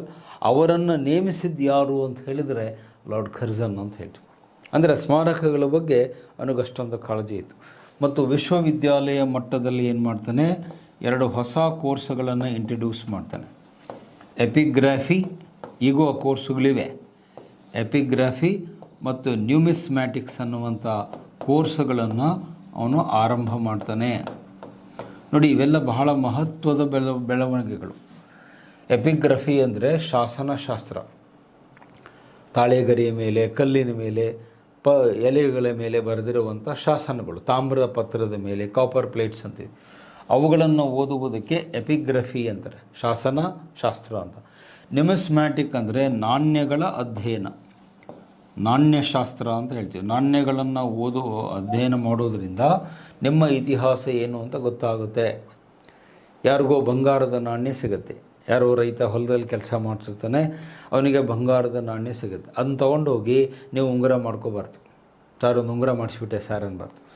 ಆ ನಾಣ್ಯ ತೊಗೊಂಡೋಗಿ ನೀವು ಆರ್ಕಿಯಾಲಜಿ ಡಿಪಾರ್ಟ್ಮೆಂಟಿಗೆ ಕೊಟ್ಟರೆ ಅವ್ರು ನಿಮ್ಗೊಂದು ಸರ್ಟಿಫಿಕೇಟ್ ಕೊಡ್ತಾರೆ, ಇಂಥವ್ರ ಹೊಲದಲ್ಲಿ ಈ ನಾಣ್ಯ ಸಿಕ್ತು ಅಂತ. ಅದನ್ನು ಎಕ್ಸ್ಪರ್ಟ್ಸ್ಗಳು ಅಧ್ಯಯನ ಮಾಡಿ ನಮ್ಮ ಇತಿಹಾಸ ಹಿಂದೆ ಏನಿತ್ತು ಅಂತ ಆ ನಾಣ್ಯ ನೋಡಿ ಅವ್ರು ಹೇಳ್ತಾರೆ. ಸೊ ನಿಮಗೇನೇ ಬೆಳ್ಳಿ ಬಂಗಾರ ನೆಲದಲ್ಲಿ ಸಿಕ್ಕರೆ ದಯವಿಟ್ಟು ಅದನ್ನು ಆರ್ಕಿಯಾಲಜಿಕಲ್ ಸರ್ವೆ ಅವ್ರಿಗೆ ಕೊಡಬೇಕು. ಅದನ್ನು ನೀವು ಬಂಗಾರದ ಅಂಗಡಿಗೆ ಹೋಗಿ ಬೆಳ್ಳಿ ಚೈನ್ ಮಾಡ್ಕೊಂಡು ಅಡ್ಡಾಡಬೇಡ್ರಿ, ನಮ್ಮ ಇತಿಹಾಸ ಹಾಳಾಗೋಗುತ್ತೆ. ಅಲ್ಲಿ ಕರ್ಜನ್ನ ಒಂದು ಮಾತು ನೆನಪಾಗುತ್ತೆ. ಏನು ಹೇಳ್ತಾನೆ ಅವ್ನು ಗೊತ್ತಾ, monuments are the symbol of the heritage of A nation ಅಂತ ಹೇಳ್ತಾನೆ. ಆ ಕೊಟೇಶನ್ ನೋಟ್ ಮಾಡಿ. ಲಾರ್ಡ್ ಕರ್ಜನ್ ಹೇಳ್ತಾನೆ, monuments are the symbol of the heritage of A nation. ಒಂದು ರಾಷ್ಟ್ರದ ಪರಂಪರೆಯ ಪ್ರತೀಕಗಳು ಯಾವುದು ಅಂದರೆ ಸ್ಮಾರಕಗಳು. ಆ ಸ್ಮಾರಕಗಳನ್ನು ನಾವು ರಕ್ಷಣೆ ಮಾಡಬೇಕು, ಹಾಳು ಮಾಡಬಾರ್ದು. ಭಾರತೀಯರಿಗೆ ಈ ಸ್ಮಾರಕಗಳ ಪ್ರಜ್ಞೆ ಬಹಳ ಕಡಿಮೆ. ನಾನು ಹಿಂದೆ ಅಧಿಕಾರಿಯಾಗಿದ್ದಾಗ ಚಿತ್ರದುರ್ಗ ಕೋಟೆಗೆ ಹೋಗಿದ್ದೆ, ಆ ಮದಕರಿ ನಾಯಕನ ಕೋಟೆ ನೋಡಲಿಕ್ಕೆ. ಆ ಕೋಟೆ ಮೇಲೆಲ್ಲ ನಮ್ಮ ಕಾಲೇಜ್ ಹುಡುಗರುಗಳು ಆ ಕಲ್ಲಲ್ಲಿ ಕೆತ್ತಿರ್ತಾರೆ, ಸಂಜು ವೆಡ್ಸ್ ಗೀತಾ. ನಾವೇನು ಮಾಡ್ಬೇಕು ಅದನ್ನು ನೋಡಿ. ಅಂದರೆ ಆ ಕೋಟೆಯನ್ನು ಕಟ್ಟಿದ ಮದಕರಿ ನಾಯಕನೇ ತನ್ನ ಹೆಸರು ಹಾಕ್ಕೊಂಡಿಲ್ಲ. ಇವು ನಮ್ಮ ಹುಡುಗರು ಅಲ್ಲಿ ತಮ್ಮ ಹೆಸರು ಹಾಕ್ಬಿಟ್ಟು ಕಾಂಟ್ಯಾಕ್ಟ್ ನಂಬರು, ಮೊಬೈಲ್ ನಂಬರು ಬರೆದು ಬಂದಿರ್ತಾರೆ. ಸೊ ಯಾಕೆ ಅದು ನೋಡೋದಕ್ಕೆ ಸ್ವಲ್ಪ ಬೇಸರ ಆಗುತ್ತೆ. ಯಾಕೆಂದರೆ ಸ್ಮಾರಕಗಳನ್ನು ಹಾಳು ಮಾಡಬೇಡಿ. ಸ್ಮಾರಕಗಳ ಮೇಲೆ ಬರೆಯೋದು ಅಥವಾ ಅದನ್ನು ಕದಿಯೋದು ಅಥವಾ ಅದನ್ನು ಡಿಸ್ಫಿಗರ್ಮೆಂಟ್ ಮಾಡೋದು, ಅದರ ಅಂದೆಗೆಡಿಸೋದು ಅದು ಅಪರಾಧ. ASI ಆ್ಯಕ್ಟ್ ಅಡಿಯಲ್ಲಿ 7 ವರ್ಷಗಳ ಜೈಲು ಶಿಕ್ಷೆ ಇದೆ ನೀವು ಯಾವುದಾದ್ರೂ ಸ್ಮಾರಕವನ್ನು ಹಾಳು ಮಾಡಿದರೆ. ಸೊ ಸ್ಮಾರಕಗಳನ್ನು ನಾವು ಗೌರವದಿಂದ ಕಾಣಬೇಕು. ಮತ್ತು ಸ್ಮಾರಕಗಳು ಯಾವಾಗಲೂ ಸೆಕ್ಯುಲರ್ ಆಗಿರ್ತವೆ, ನೆನ್ಪಿಟ್ಕೊಳ್ಳಿ. ಇದನ್ನು ಯಾವಾಗಲೂ ಅವನು ಹೇಳ್ತಾ ಇದ್ದ, ಲಾರ್ಡ್ ಕರ್ಜನ್ನನು ಯಾವಾಗಲೂ ಈ ಮಾತು ಹೇಳ್ತಿದ್ದ, ಮಾನ್ಯುಮೆಂಟ್ಸ್ ಆರ್ ಆಲ್ವೇಸ್ ಸೆಕ್ಯುಲರ್. ನಮ್ಮ ಸ್ಮಾರಕಗಳಿಗೆ ಧರ್ಮದ ಇತಿಮಿತಿ ಇಲ್ಲ. ಅಂದರೆ ಇದು ಮಸೀದಿ ಮುಸಲ್ಮಾನರದ್ದು, ಚರ್ಚು ಕ್ರಿಶ್ಚಿಯನ್ರದ್ದು, ಗುರುದ್ವಾರ ಇದು ಸಿಖ್ಖರದು, ವಿಹಾರ ಚೈತ್ಯ ಇದು ಬೌದ್ಧ ಧರ್ಮದ್ದು, ಹಂಗೆ ಹೇಳುವಂತಿಲ್ಲ. ಸೊ ಯಾವುದೇ ಸ್ಮಾರಕ ಇರಲಿ ಅದು ಸೆಕ್ಯುಲರ್ ಆಗಿರುತ್ತೆ, ಜಾತ್ಯತೀತ ಆಗಿರುತ್ತೆ. ಅದು ಯಾವ ಧರ್ಮಕ್ಕಾದರೂ ಸೇರಿರಲಿ, ಆ ಸ್ಮಾರಕಗಳನ್ನು ನಾವು ಗೌರವಿಸಬೇಕು, ರಕ್ಷಿಸಬೇಕು. ಇದರ ಪ್ರಭಾವ ಎಷ್ಟರ ಮಟ್ಟಿಗಾಯಿತು ಅಂದರೆ, ಮುಂದೆ ಅಂಬೇಡ್ಕರ್ ಅವರು ಸಂವಿಧಾನ ಬರೆದಾಗ ಇವನ ಸಲುವಾಗಿ ಒಂದು ಆರ್ಟಿಕಲನ್ನು ಕ್ರಿಯೇಟ್ ಮಾಡ್ತಾರೆ, ಆರ್ಟಿಕಲ್ 49. ನೀವು DPSP ಓದಬೇಕಾದಾಗ ಇದು ನೆನಪಿಗೆ ಬರುತ್ತೆ. ಆರ್ಟಿಕಲ್ 49 ಏನು ಹೇಳುತ್ತೆ? ರಾಜ್ಯ ನಿರ್ದೇಶಕ ತತ್ವದಲ್ಲಿ ಸ್ಮಾರಕಗಳ ಸಂರಕ್ಷಣೆ ಸರ್ಕಾರದ ಕರ್ತವ್ಯ ಅಂತ ಅಂಬೇಡ್ಕರ್ ಅವರು ಹೇಳ್ತಾರೆ. ಸೊ ಆರ್ಟಿಕಲ್ 49ಅನ್ನು ನಾನೇನಂತ ಹೇಳ್ತೀನಿ ನಿಮಗೆ, ಕರ್ಜನ್ ಆರ್ಟಿಕಲ್. ನಮ್ಮ ಸಂವಿಧಾನದಲ್ಲಿ ಲಾರ್ಡ್ ಕರ್ಜನ್ ಜೀವಂತವಾಗಿದ್ದಾನೆ. ನೀವು ಆ ನಂಬರ್ ಯಾವುದು ಅಂತ ಕೇಳಿದರೆ ಆರ್ಟಿಕಲ್ 49 ಅಂತ ಹೇಳಬೇಕು. ರಾಜ್ಯ ನಿರ್ದೇಶಕ ತತ್ವದಲ್ಲಿ ಸ್ಮಾರಕಗಳನ್ನು ರಕ್ಷಿಸುವುದು ಕೇಂದ್ರ, ರಾಜ್ಯ, ಸ್ಥಳೀಯ ಸರ್ಕಾರಗಳ ಜವಾಬ್ದಾರಿಯಾಗಿದೆ. ನಾಳೆ ಮುಂದೆ ನೀವು ಆಫೀಸರ್ ಆದಾಗ ಇದನ್ನು ನೆನ್ಪಿಟ್ಕೊಳ್ಳಿ. ನೀವೆಲ್ಲೂ ತಹಶೀಲ್ದಾರ್ ಆಗ್ತೀರಿ, DC ಆಗ್ತೀರಿ, AC ಆಗ್ತೀರಿ. ನಿಮ್ಮ ಜಿಲ್ಲೆಯಲ್ಲಿ ಹೋಗಿ ಕೂತಾಗ ಆ ಜಿಲ್ಲೆಯಲ್ಲಿರುವ ಸ್ಮಾರಕಗಳೇನು, ಆ ಸ್ಮಾರಕ ಏನೇ ಇರ್ಬೋದು, ಗುಡಿ ಇರ್ಬೋದು, ಗೋಪುರ ಇರ್ಬೋದು, ಕೋಟೆ ಇರ್ಬೋದು, ಚರ್ಚ್ ಇರ್ಬೋದು, ಮಾಸ್ಕ್ ಇರ್ಬೋದು, ಗುರುದ್ವಾರ ಇರ್ಬೋದು, ಚೈತ್ಯ ಇರ್ಬೋದು, ವಿಹಾರ ಇರ್ಬೋದು, ಇನ್ನು ಯಾವುದೇ ರೂಪದಲ್ಲಿ ಸ್ಮಾರಕ ಯಾವ ರೂಪದಲ್ಲಾದರೂ ಇರಲಿ, ಅದನ್ನು ಕಾಪಾಡುವುದು ನಿಮ್ಮ ಜವಾಬ್ದಾರಿ. ಮತ್ತು ಇಲ್ಲಿ ಇನ್ನೊಂದು ಪಾಯಿಂಟನ್ನು ವಿಶೇಷವಾಗಿ ಗಮನಿಸಬೇಕು. ಈ ಸ್ಮಾರಕಗಳ ಸಂರಕ್ಷಣೆ ಮಾಡಿದ್ರಿಂದ ಟೂರಿಸಮ್ಗೆ ಬಹಳ ದೊಡ್ಡ ಬೆಲೆ ಬರುತ್ತೆ, ಟೂರಿಸಮ್ ಬೆಳವಣಿಗೆ ಆಗುತ್ತೆ. ಇದು ಬಹಳ ಇಂಪಾರ್ಟೆಂಟ್. ನಮ್ಮಲ್ಲಿ ಬಹಳ ಜನ ಇವುಗಳನ್ನು ಗಮನಿಸೋದೇ ಇಲ್ಲ. ಟೂರಿಸಮ್ ಅಂದರೆ ಪ್ರವಾಸೋದ್ಯಮ. ಇವತ್ತು ನಮ್ಮ ದೇಶಕ್ಕೆ ಬಹಳಷ್ಟು ವಿದೇಶಿಯರು ಯಾಕೆ ಬರ್ತಾರೆ? ಟೈಮ್ ಪಾಸಿಗೆ ಬರಲ್ಲ, ಸುಮ್ಮನೆ ಅವ್ರ ದೇಶದಲ್ಲಿ ಹೊತ್ತೋಗಲ್ಲ ಅಂತ ನಮ್ಮ ದೇಶಕ್ಕೆ ಬರಲ್ಲ. ನಮ್ಮ ಭಾರತಕ್ಕೆ ಯಾಕೆ ಬರ್ತಾರೆ ಅಂದರೆ, ಭಾರತದಲ್ಲಿ ಎಷ್ಟೊಂದು ಸ್ಮಾರಕಗಳಿವೆ. ತಾಜ್ ಮಹಲ್ ಇದೆ, ಕೆಂಪು ಕೋಟೆ ಇದೆ, ಕುತುಬ್ ಮಿನಾರ್ ಇದೆ, ಹವಾ ಮಹಲ್ ಅಂತ ಜೈಪುರಲ್ಲಿದೆ, ಜಂತರ್ ಮಂತರ್ ಅಂತ ಡೆಲ್ಲಿಯಲ್ಲಿದೆ. ಇನ್ನು ಹೇಳ್ತಾ ಹೋದರೆ ಅದು ದೊಡ್ಡ ಲಿಸ್ಟ್ ಆಗುತ್ತೆ. ಈಗ ಅದರ ವಿವರಕ್ಕೆ ಹೋಗಲ್ಲ. ಸಾವಿರಾರು ಸ್ಮಾರಕಗಳು ನಮ್ಮ ದೇಶದಲ್ಲಿವೆ. ಅದನ್ನು ನೋಡಲಿಕ್ಕೆ ವಿದೇಶಿಯರು ಬರ್ತಾರೆ, ಫಾರಿನರ್ಸ್ ಬರ್ತಾರೆ. ಬರಬೇಕಾದಾಗ ಅವ್ರ ಜೊತೆಯಲ್ಲಿ ಏನು ತರ್ತಾರೆ? ಸರ್ ಜೊತೆಯಲ್ಲಿ ಬ್ಯಾಗ್ ಹಿಡ್ಕೊಂಬರ್ತಾರೆ ಸರ್ ಅಂದ್ಬಿಡ್ರಿ. ಬ್ಯಾಗ್ ಇರುತ್ತೆ, ಅದು ಬೇರೆ ವಿಚಾರ. ಆದರೆ ಅವ್ರ ಜೊತೆಯಲ್ಲಿ ಏನು ಬರುತ್ತೆ ಅಂದರೆ, ಟೂರಿಸ್ಟ್ಗಳು ಬಂದಾಗ foreign exchange, American dollar, US dollar ಅಂತ ಹೇಳ್ತೀವಿ. ಆ US ಡಾಲರು ನಮ್ಮ ದೇಶಕ್ಕೆ ಅವ್ರ ಜೊತೆಯಲ್ಲಿ ಬರುತ್ತೆ. ಅಮೇರಿಕನ್ ಡಾಲರ್ ಅಂತ ಹೇಳ್ತೀವಿ. ಫಾರಿನ್ ಎಕ್ಸ್ಚೇಂಜ್, ವಿದೇಶಿ ವಿನಿಮಯ ಬರುತ್ತೆ. ಆ ವಿದೇಶಿ ವಿನಿಮಯ ಏನಿದೆ ನಮ್ಮ ದೇಶದ ಆರ್ಥಿಕ ಬೆಳವಣಿಗೆಗೆ ದಾರಿಯಾಗುತ್ತೆ. ಆ ಫಾರಿನ್ ಎಕ್ಸ್ಚೇಂಜ್ ಬರೋದರಿಂದ ನಮ್ಮ ಎಕಾನಮಿ ಗ್ರೋತ್ ಆಗುತ್ತೆ ಮತ್ತು ನಮ್ಮ ಆ ಭಾಗದಲ್ಲಿರುವ ಜನರಿಗೆ ಉದ್ಯೋಗ ಅವಕಾಶ ಸಿಗುತ್ತೆ. ಒಂದು ಟೂರಿಸ್ಟ್ ಪ್ಲೇಸ್ ಇದೆ ಅಂದರೆ ಆ ಸುತ್ತಮುತ್ತಲಿರುವಂಥ ಹಳ್ಳಿಗಳು, ಪ್ರದೇಶಗಳೆಲ್ಲ ಡೆವಲಪ್ ಆಗ್ತವೆ. ಯಾಕಂದರೆ ಟೂರಿಸ್ಟ್ ಬರಲ್ಲಿ ನೀವು ಹೋಟೆಲ್ ಮಾಡ್ತೀರಿ, ಟ್ರಾವೆಲ್ ಏಜೆನ್ಸಿ ಇಡ್ತೀರಿ, ಆಮೇಲೆ ವಸ್ತುಗಳನ್ನು ಮಾರಾಟ ಮಾಡುವ ಮಳಿಗೆಗಳನ್ನು ಇಟ್ಕೊಳ್ತೀರಿ. ಎಲ್ಲ ರೀತಿಯ ಒಂದು ಇಕನಾಮಿಕ್ ಆ್ಯಕ್ಟಿವಿಟೀಸಿಗೆ ಅದು ಏನು ಮಾಡುತ್ತೆ, it will Boost up. Monuments will Boost up tourism ಅಂತ ಹೇಳ್ತೀವಿ. ಆ ಟೂರಿಸಮನ್ನು ಬೆಳವಣಿಗೆಗೆ ನಾವು ಇವತ್ತು ಒತ್ತು ಕೊಡಬೇಕಾಗಿದೆ. ಆದರೆ ಆ ಟೂರಿಸಮ್ ನಿಂತಿರೋದು ಯಾವುದರ ಮೇಲೆ ಅಂದರೆ ಸ್ಮಾರಕಗಳ ಮೇಲೆ. ಹಾಗಾಗಿ ಲಾರ್ಡ್ ಕರ್ಜನ್ ಅವರು ನಮ್ಮ ದೇಶದ ಸ್ಮಾರಕಗಳನ್ನು ರಕ್ಷಣೆ ಮಾಡಲಿಕ್ಕೆ ಬಹಳ ಕಾಳಜಿ ತೋರಿಸ್ತಾರೆ.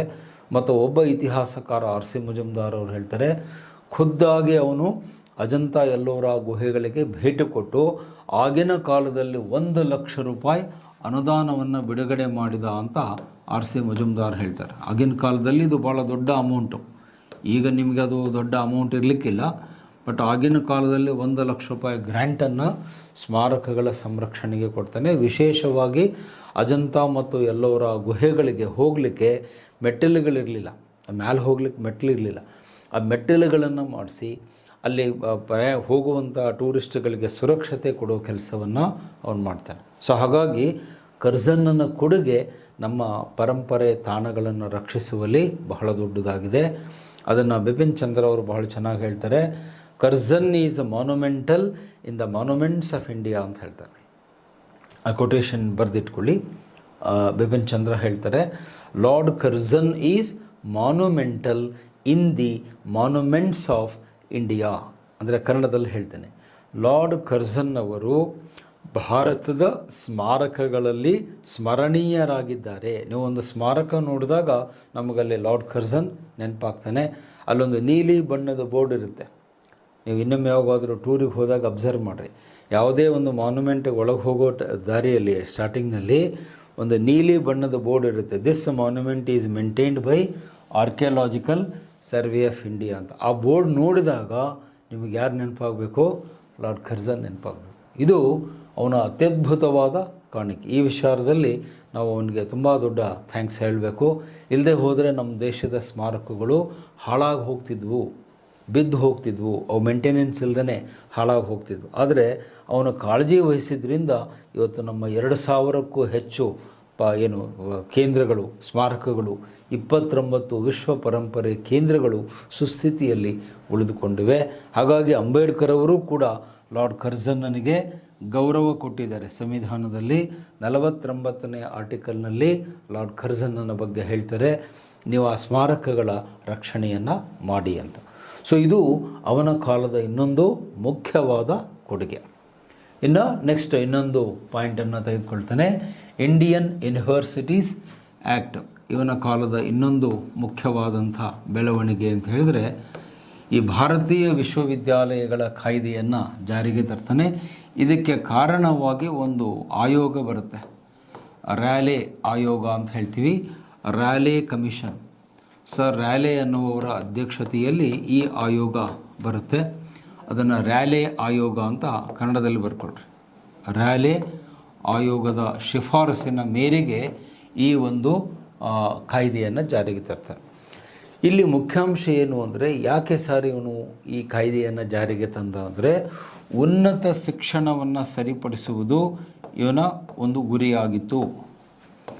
ಉನ್ನತ ಶಿಕ್ಷಣದ ಬೆಳವಣಿಗೆ, ಉನ್ನತ ಶಿಕ್ಷಣದ ಬೆಳವಣಿಗೆಗೆ ಈ ಒಂದು ಕಾಯ್ದೆ ದಾರಿಯಾಯಿತು. ಯಾಕಂದರೆ ಯೂನಿವರ್ಸಿಟೀಸ್ ಅಂದರೆ ಏನು, ಹೈಯರ್ ಎಜುಕೇಷನ್ ಅಂತ ಅರ್ಥ. ಯೂನಿವರ್ಸಿಟಿ ಅಂದರೂ ಒಂದೇ, ಉನ್ನತ ಶಿಕ್ಷಣ ಅಂದರೂ ಒಂದೇ. ಆ ಉನ್ನತ ಶಿಕ್ಷಣದ ಬೆಳವಣಿಗೆಗೆ ರ್ಯಾಲೆ ಆಯೋಗ ಶಿಫಾರಸು ಮಾಡುತ್ತೆ. ಅದರ ಅಡಿಯಲ್ಲಿ ಆಗಿನ ಕಾಲದಲ್ಲಿದ್ದಂತಹ 3 ಯೂನಿವರ್ಸಿಟಿಗಳು, ನಿಮ್ಗೆ ಗೊತ್ತಿದೆ ನಮ್ಮ ದೇಶದಲ್ಲಿ 3 ಯೂನಿವರ್ಸಿಟಿಗಳು ಆವಾಗ ಕೆಲಸ ಮಾಡ್ತಾಯಿತ್ತು.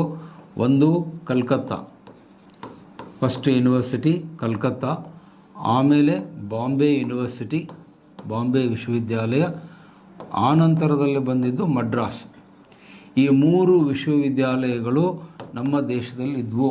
ಕಲ್ಕತ್ತಾ, ಬಾಂಬೆ, ಮಡ್ರಾಸ್, ಇವು 3 ಪ್ರಮುಖ ವಿಶ್ವವಿದ್ಯಾಲಯಗಳಿದ್ವು.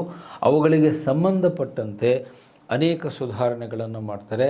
ಅಲ್ಲಿ ಹೊಸ ಹೊಸ ಕೋರ್ಸ್ಗಳನ್ನು ಇಂಟ್ರಡ್ಯೂಸ್ ಮಾಡ್ತಾರೆ. ಯೂನಿವರ್ಸಿಟಿಯಲ್ಲಿ ಹೊಸ ಹೊಸ ವಿಭಾಗಗಳನ್ನು, ಕೋರ್ಸ್ಗಳನ್ನು ಇಂಟ್ರಡ್ಯೂಸ್ ಮಾಡಿ, ಮತ್ತು ಅಲ್ಲಿ ಯೋಗ್ಯರಾದಂತಹ ವ್ಯಕ್ತಿಗಳನ್ನು ಪ್ರೊಫೆಸರ್ ಆಗಿ, ಲೆಕ್ಚರರ್ ಆಗಿ, ರೀಡರ್ ಆಗಿ ನೇಮಕ ಮಾಡುವಂಥ ಕೆಲಸ ಮಾಡಿ, ಅವುಗಳ ಪಠ್ಯಕ್ರಮಗಳನ್ನು ತಯಾರು ಮಾಡಿ, ನಮ್ಮ ಓವರಾಲ್ ಎಜುಕೇಷನ್ ಸಿಸ್ಟಮ್ ಅಂದರೆ ಹೈಯರ್ ಎಜುಕೇಷನ್ ಸಿಸ್ಟಮನ್ನು ಸ್ಟ್ರೀಮ್ಲೈನ್ ಮಾಡಲಿಕ್ಕೆ ಅವನು ಪ್ರಯತ್ನ ಮಾಡ್ತಾನೆ. ಈ ವಿಚಾರದಲ್ಲಿ ಅವನಿಗೆ ಸ್ವಾಗತ ಇದೆ.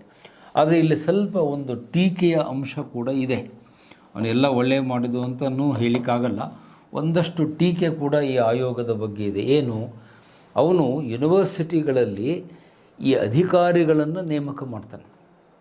ಯೂನಿವರ್ಸಿಟಿ ಆಡಳಿತವನ್ನು ಅಧಿಕಾರಿಗಳ ಕೈಗೆ ಹಸ್ತಾಂತರ ಮಾಡ್ತಾನೆ. ಅದು ಸ್ವಲ್ಪ ಟೀಕೆಗೆ ಗುರಿಯಾಗುತ್ತೆ. ಅಧಿಕಾರಿಗಳಿಗೆ ಹಸ್ತಾಂತರ ಅಂದರೆ ಯೂನಿವರ್ಸಿಟಿಯನ್ನು ನೋಡುವಂಥ ಜವಾಬ್ದಾರಿಯನ್ನು ಬ್ರಿಟಿಷ್ ಅಧಿಕಾರಿಗಳಿಗೆ ಕೊಡ್ತಾನೆ. ಅದನ್ನು ಬ್ಯೂರೋಕ್ರಟೈಸೇಷನ್ ಅಂತ ಹೇಳ್ತೀವಿ. ನಿಮ್ಗೆ ಗೊತ್ತಿದೆ, ಸಾಮಾನ್ಯವಾಗಿ ಯೂನಿವರ್ಸಿಟಿಗಳನ್ನು ಯಾರು ನೋಡ್ಕೋಬೇಕು? ಪ್ರೊಫೆಸರ್ಗಳು, ಲೆಕ್ಚರರ್ಗಳು ನೋಡ್ಕೋಬೇಕು. ಯಾಕೆಂದರೆ ಅವರು ಅಕಾಡೆಮಿಕ್ ಕ್ಷೇತ್ರದಲ್ಲಿ ಇರ್ತಾರೆ. ಆದರೆ ಇವನು ಏನು ಮಾಡ್ತಾನೆ, ರ್ಯಾಲಿ ಆಯೋಗದ ಪ್ರಕಾರ ಅಂದರೆ ಆ ವೇಳೆಗೆ ಕ್ರಾಂತಿಕಾರಿ ಚಟುವಟಿಕೆಗಳು ಜಾಸ್ತಿ ಆಗಿದ್ದರಿಂದ ಆ ರ್ಯಾಲಿ ಆಯೋಗ ಒಂದು ಪದವನ್ನು ಬಳಸ್ತಾರೆ. ಏನಂತ? Indian universities have become production factories of revolutionaries ಅಂತ ಒಂದು ಲೈನ್ ಬರುತ್ತೆ. ಆ ವರ್ಡ್ ನೋಟ್ ಮಾಡ್ಕೊಳ್ಳಿ. Indian universities have become production factories of revolutionaries ಅಂದರೆ ಕನ್ನಡದಲ್ಲಿ ಭಾರತೀಯ ವಿಶ್ವವಿದ್ಯಾಲಯಗಳು ಕ್ರಾಂತಿಕಾರಿಗಳನ್ನು ಉತ್ಪಾದಿಸುವ ಕಾರ್ಖಾನೆಗಳಾಗಿವೆ ಅಂತ ಆ ರ್ಯಾಲಿ ಆಯೋಗ ಹೇಳುತ್ತೆ. ಸೊ ಈ ಕ್ರಾಂತಿಕಾರಿಗಳನ್ನು ಹತ್ತಿಕ್ಕಲಿಕ್ಕೆ ಅವನೇನು ಮಾಡ್ತಾನೆ, ಆ ಯೂನಿವರ್ಸಿಟಿಯ ಆಡಳಿತವನ್ನು ಅಧಿಕಾರಿಗಳ ಕೈಯಲ್ಲಿ ಕೊಡ್ತಾನೆ. ಇದು ಟೀಕೆಗೆ ಗುರಿಯಾಗುತ್ತೆ. ಯೂನಿವರ್ಸಿಟಿಯನ್ನು ಯಾವತ್ತೂ ಆಫೀಸರ್ ಕೈಯಲ್ಲಿ ಕೊಡಬಾರ್ದು. ನೀವು ಆಫೀಸರಿಗೆ ಕೊಟ್ಟರೆ ಅವ್ರು ಏನು ಮಾಡ್ತಾರೆ, ಯೂನಿವರ್ಸಿಟಿನೂ ಒಂದು ಗೌರ್ಮೆಂಟ್ ಆಫೀಸ್ ಥರ ಮಾಡಿಬಿಡ್ತಾರೆ. ಗೌರ್ಮೆಂಟ್ ಆಫೀಸ್ ಬೇರೆ, ಯೂನಿವರ್ಸಿಟೀಸ್ ಬೇರೆ. ಅದು ಏನೇ ಇದ್ದರೂ ಟೀಚರ್ಸ್ ಕೈಯಲ್ಲಿ ಇರಬೇಕು. ಅದಕ್ಕೆ ಶೈಕ್ಷಣಿಕ ಸ್ವಾತಂತ್ರ್ಯ ಅಂತ ಹೇಳ್ತೀವಿ. ಆದರೆ ಇವನು ಆ ಶೈಕ್ಷಣಿಕ ಸ್ವಾತಂತ್ರ್ಯವನ್ನು ಕಸಿದುಕೊಂಡ. ಶೈಕ್ಷಣಿಕ ಸ್ವಾತಂತ್ರ್ಯ ಹರಣವಾಗುತ್ತೆ. ಆ ವರ್ಡ್ ನೆನ್ಪಿಟ್ಕೊಳ್ಳಿ. ಸ್ವಾತಂತ್ರ್ಯ ಹರಣ ಮಾಡಿದವನು ಯಾರು ಅಂತ ಹೇಳಿದರೆ ನಾವು ಲಾರ್ಡ್ ಕರ್ಜನ್ ಅಂತ ಹೇಳ್ತೀವಿ. ಆ ಫ್ರೀಡಮನ್ನು ಕಸ್ಕೊಂಡ್ಬಿಟ್ಟ. ಇಂಟೆಲೆಕ್ಚುವಲ್ ಫ್ರೀಡಮ್, ಅಕಾಡೆಮಿಕ್ ಫ್ರೀಡಮ್ ಹೊರಟೋಯ್ತು. ಒಂದು.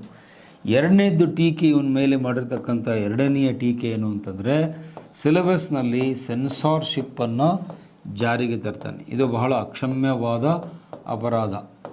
Censorship in the syllabus. ಈ ಸಿಲೆಬಸ್ನಲ್ಲಿನೇ ಏನು ಮಾಡ್ತಾನೆ, ಸೆನ್ಸಾರ್ಶಿಪ್ಪನ್ನು ಜಾರಿಗೆ ತರ್ತಾನೆ. ಅಂದರೆ ಕತ್ತರಿ ಪ್ರಯೋಗ ಅಂತೀವಿ ನಾವು. ಸೆನ್ಸಾರ್ಶಿಪ್ ಅಂದರೆ ಕತ್ತರಿ ಪ್ರಯೋಗ. ವಿಶೇಷವಾಗಿ ಆರ್ಟ್ಸ್ ಸಬ್ಜೆಕ್ಟ್ಸ್ಗಳಲ್ಲಿ ಅದಕ್ಕೆ ಜಾಸ್ತಿ ಬಲಿಪಶು ಆಗಿದ್ದು ಯಾರು ಅಂದರೆ ನಮ್ಮ ಆರ್ಟ್ಸ್ ಸಬ್ಜೆಕ್ಟ್ಸ್ಗಳೇ ಇದಕ್ಕೆ ಬಲಿಯಾಗ್ತವೆ. ಅದರಲ್ಲೂ ವಿಶೇಷವಾಗಿ ನಮ್ಮ ಸಬ್ಜೆಕ್ಟ್ ಇತಿಹಾಸ ಫಸ್ಟ್ ಬಲಿಯಾಗಿದ್ದು ಯಾರು ಅಂದರೆ ನಾವು. ಏಕೆಂದರೆ ಇತಿಹಾಸದಲ್ಲಿ ನಾವು ಎಲ್ಲ ವಿಷಯವನ್ನು ಹೇಳೋದ್ರಿಂದ ಕೆಲವು ಬ್ರಿಟಿಷರಿಗೆ ಬೇಡವಾದ ವಿಷಯಗಳನ್ನು ಟೀಚ್ ಮಾಡಬಾರ್ದು ಅಂತ ಅವನು ಕರಾರು. Especially freedom moment, democracy, liberty, equality ಈ ವಿಷಯಗಳನ್ನು ನೀವು ತರಗತಿಯಲ್ಲಿ ಪಾಠ ಮಾಡಬಾರ್ದು. ನೋಡಿ, ಈಗ ನಮ್ಮಂಥ ಟೀಚರ್ ಪಾಠ ಮಾಡಬೇಕಾದಾಗ ನಾವು ಎಲ್ಲವನ್ನು ಹೇಳ್ತೇವೆ, ಒಳ್ಳೆಯದು ಹೇಳ್ತೇವೆ, ಕೆಟ್ಟದ್ದು ಹೇಳ್ತೇವೆ. ಆದರೆ ಅದನ್ನು ಕೇಳಿ ಯುವಕರು ಏನಾಗ್ತಾರೆ, ಸ್ಫೂರ್ತಿಗೊಳ್ತಾರೆ. ಈಗ ನಾನು ರಷ್ಯಾದ ಕ್ರಾಂತಿ ಬಗ್ಗೆ ಪಾಠ ಮಾಡಿದರೆ ನಿಮ್ಮಲ್ಲೂ ಕ್ರಾಂತಿ ಮಾಡುವ ಉತ್ಸಾಹ ಬರ್ಬೋದು. ಫ್ರೆಂಚ್ ಕ್ರಾಂತಿಯ ಬಗ್ಗೆ ನಾನು ಮಾತಾಡಿದರೆ ನಿಮ್ಮಲ್ಲಿ ಯಾರೋ ಒಬ್ಬರು ವಾಲ್ಟೇರೋ, ರೂಸೋ ಆಗಬಹುದು. ಅಮೇರಿಕಾದ ಕ್ರಾಂತಿ ಬಗ್ಗೆ ನಾನು ಪಾಠ ಮಾಡಿದರೆ ನಿಮ್ಮಲ್ಲಿ ಯಾರಾದರೂ ಒಬ್ಬರು ಜಾರ್ಜ್ ವಾಷಿಂಗ್ಟನ್ ಆಗಬಹುದು. ಅಥವಾ ನಮ್ಮ ದೇಶದ ಫ್ರೀಡಮ್ ಮೂಮೆಂಟ್ ಮಾಡಿದರೆ ನಿಮ್ಮಲ್ಲಿ ಯಾರಾದರೂ ಒಬ್ಬರು ಸಂಗೊಳ್ಳಿ ರಾಯಣ್ಣನೋ, ಭಗತ್ ಸಿಂಗೋ, ಚಂದ್ರಶೇಖರ್ ಆಜಾದೋ ಆಗಬಹುದು. ಆಗ್ತೀರಿ ಅಂತಲ್ಲ, ಆಗಬಹುದು. ಆದರೆ ನೀವು ಪಾಠನೇ ಮಾಡಬೇಡಿ ಅಂದರೆ, ಸರ್ ಈ ಸಬ್ಜೆಕ್ಟ್ ನೀವು ಹೇಳಲೇಬೇಡ್ರಿ, ಸಿಲೆಬಸ್ಸಿಂದ ತೆಗೆದು ಹಾಕಿದ್ದೇವೆ ಅಂದರೆ ಭಾಳ ಕಷ್ಟ ಆಗುತ್ತೆ. ಆ ಥರ ಮಾಡಬಾರ್ದು. ಆದರೆ ಈ ಕ್ರಮವನ್ನು ಲಾರ್ಡ್ ಕರ್ಜನ್ ಮಾಡ್ತಾನೆ. ಹಾಗಾಗಿ ಇಲ್ಲಿ ನಾವು ಅವನ್ನ ಟೀಕೆ ಮಾಡ್ತೀವಿ. ಅಂದರೆ ಸಿಲೆಬಸ್ನಲ್ಲಿ ಸೆನ್ಸಾರ್ಶಿಪ್ ತಂದು ಕೆಲವು ವಿಷಯಗಳನ್ನು ಟೀಚ್ ಮಾಡಲೇಬಾರ್ದು, ಮಕ್ಕಳಿಗೆ ಬೋಧಿಸಲೇಬಾರ್ದು ಅನ್ನುವ ರೂಲ್ಸನ್ನು ಯೂನಿವರ್ಸಿಟಿಯಲ್ಲಿ ತರ್ತಾನೆ. ಇದು ಸರಿಯಲ್ಲ. ಯಾಕಂದರೆ ಅಲ್ಲಿ ಶೈಕ್ಷಣಿಕ ಸ್ವಾತಂತ್ರ್ಯ, ಬೌದ್ಧಿಕ ಸ್ವಾತಂತ್ರ್ಯ, ಇಂಟೆಲೆಕ್ಚುವಲ್ ಫ್ರೀಡಮ್ ಅಂತ ಹೇಳ್ತೀವಿ, ಅದನ್ನು ಒಬ್ಬ ಟೀಚರಿಗೆ ಕೊಡಬೇಕು. ಒಬ್ಬ ಟೀಚರ್ ಪಾಠ ಮಾಡಬೇಕಾದಾಗ ಅವರು ಮುಕ್ತವಾಗಿ ಮಾತನಾಡಲಿಕ್ಕೆ ಅವಕಾಶ ಕೊಡಬೇಕು. ನೀವು ಟೀಚರ್ ಮೇಲೆ ರಿಸ್ಟ್ರಿಕ್ಷನ್ ಹಾಕಿದರೆ ಅವರು ಖಂಡಿತ ಪಾಠ ಮಾಡಲಿಕ್ಕೆ ಆಗಲ್ಲ. ನನಗಂತೂ ಆಗಲ್ಲ. ಉಳಿದವ್ರ ಬಗ್ಗೆ ನಾನು ಮಾತಾಡಲ್ಲ. ನನಗಂತೂ ಆಗಲ್ಲ. ನನಗೆ ಪಾಠ ಮಾಡಬೇಕಾದಾಗ ಐ ವಾಂಟ್ ಫ್ರೀಡಮ್. ನನ್ನ ವಿಚಾರ ಹೇಳುವ ಸ್ವಾತಂತ್ರ್ಯ ನನಗಿದ್ದರೆ ನಾನು ಪಾಠ ಚೆನ್ನಾಗಿ ಮಾಡ್ಬೋದು. ಇಲ್ಲ ಸರ್ ನೀವು ಇದನ್ನಷ್ಟೇ ಹೇಳ್ರಿ, ಇದನ್ನು ಮಾತ್ರ ಹೇಳಬೇಡ್ರಿ ಅಂತಂದರೆ ಅದು ನಮಗೆ ಕೈ ಕಟ್ಟು ಹಾಕ್ದಂಗೆ ಆಗುತ್ತೆ. ಈ ಸೈನಿಕರಿಗೆ ಕೈ ಕಾಲು ಕಟ್ಬಿಟ್ಟು ಯುದ್ಧ ಮಾಡಿರಿ ಅಂದರೆ ಹೌ ಕ್ಯಾನ್ ಹಿ ಫೈಟ್, ಅವ್ನು ಹೆಂಗೆ ಫೈಟ್ ಮಾಡ್ತಾನೆ, ಆಗಲ್ಲ. ಸೊ ಇಲ್ಲೂ ಹಾಗೆ ಬಹುಶಃ ಅದು ನಾಳೆ ನೀವು ಟೀಚರ್ ಆದಾಗ ಗೊತ್ತಾಗುತ್ತೆ. ನೀವು ಈಗ ಸ್ಟೂಡೆಂಟ್ಸ್ ಇದ್ದೀರಿ, ನೀವು ಟೀಚರ್ ಆದಾಗ ಗೊತ್ತಾಗುತ್ತೆ. ರಿಸ್ಟ್ರಿಕ್ಷನ್ ಹಾಕಿದರೆ ಪಾಠ ಮಾಡುವುದು ಕಷ್ಟ. ಪಾಠ ಮಾಡುವವರಿಗೆ ಸ್ವಾತಂತ್ರ್ಯ ಕೊಡಬೇಕು, ಅವ್ರ ವಿಚಾರ ವ್ಯಕ್ತಪಡಿಸಲಿಕ್ಕೆ ಅವಕಾಶ ಮಾಡಿಕೊಡ್ಬೇಕು. ಆದರೆ ಲಾರ್ಡ್ ಕರ್ಜನ್ ಈ ಸ್ವಾತಂತ್ರ್ಯವನ್ನು ಕಸಿದುಕೊಳ್ತಾನೆ ಈ ರ್ಯಾಲೆ ಆಯೋಗದ ಶಿಫಾರಸಿನ ಮೇರೆಗೆ. ಮತ್ತು ಈ ಕಾಯ್ದೆ 1904ರಲ್ಲಿ ಜಾರಿಗೆ ಬರುತ್ತೆ, ವಿಶ್ವವಿದ್ಯಾಲಯಗಳ ಕಾಯ್ದೆ ಅಂತ. ಸೊ ಇವಿಷ್ಟು ಇವನ ಕಾಲದ ಒಂದು ಪ್ರಮುಖವಾದ ಘಟ್ಟ. ಇನ್ನು ಅವನ ಕಾಲದ ಇನ್ನೆರಡು ಸಂಗತಿಗಳಿವೆ, ಅದನ್ನು ನಾಳಿನ ಚರ್ಚೆಯಲ್ಲಿ ತೆಗೆದುಕೊಳ್ತಾನೆ. ಅದರಿಂದ ನಮ್ಮ ದೇಶಕ್ಕೆ ಅನಾಹುತವೇ ಜಾಸ್ತಿ. ಅದನ್ನು ಸ್ಲೈಡಲ್ಲಿ ನೋಡಿಬಿಡಿ, ವಿವರಣೆ ನಾಳೆ ಕೊಡ್ತೀನಿ. ಪಾರ್ಟಿಷನ್ ಆಫ್ ಬೆಂಗಾಲ್, ಬಂಗಾಳದ ವಿಭಜನೆ, ಅದರ ಬಗ್ಗೆ ನಾಳೆ ಹೇಳ್ತೀನಿ. ಸ್ವಲ್ಪ ಅದಕ್ಕೆ ವಿವರಣೆ ಕೊಡಬೇಕು. ಬಂಗಾಳವನ್ನು ಯಾಕೆ ಒಡೆದ ಅನ್ನುವಂಥದ್ದನ್ನು ನಾಳೆ ತಿಳ್ಕೊಂಬಿಟ್ಟು ಅಲ್ಲಿಂದ ನಾಳೆ ಹೊಸ ಅಧ್ಯಾಯವನ್ನು ನಾನು ಕೈಗೆತ್ತಿಕೊಳ್ತೇನೆ. ಫ್ರೀಡಮ್ ಮೂಮೆಂಟ್, ನಮ್ಮ ದೇಶದ ಸ್ವಾತಂತ್ರ್ಯ ಚಳವಳಿ ನಾಳೆ ಆರಂಭ ಆಗುತ್ತೆ. ಈ ಪಾಯಿಂಟ್ ಆದಮೇಲೆ ನಾನು ಹೊಸ ಚಾಪ್ಟರ್ಗೆ ಹೋಗ್ತೇನೆ. ಓಕೆ, ಸೊ ಅದರೊಂದಿಗೆ ಇವತ್ತಿನ ಚರ್ಚೆಯನ್ನು ಮುಗಿಸ್ತೇನೆ. ಮತ್ತೊಮ್ಮೆ ಎಲ್ಲ ಮಹಿಳಾ ಅಭ್ಯರ್ಥಿಗಳಿಗೆ ಮಹಿಳಾ ದಿನಾಚರಣೆಯ ಶುಭಾಶಯಗಳನ್ನು ಇನ್ನೊಂದು ಸರಿ ನಿಮಗೆ ನನ್ನ ಪರವಾಗಿ ಮತ್ತು ಸಂತೋಷ್ ಲಾಡ್ ಫೌಂಡೇಶನ್ ಪರವಾಗಿ ಹ್ಯಾಪಿ ವುಮೆನ್ಸ್ ಡೇ ವಿಶಸ್ಸನ್ನು ಹೇಳಿ ಇವತ್ತಿನ ಚರ್ಚೆಯನ್ನು ಮುಗಿಸ್ತೇನೆ. ಧನ್ಯವಾದ.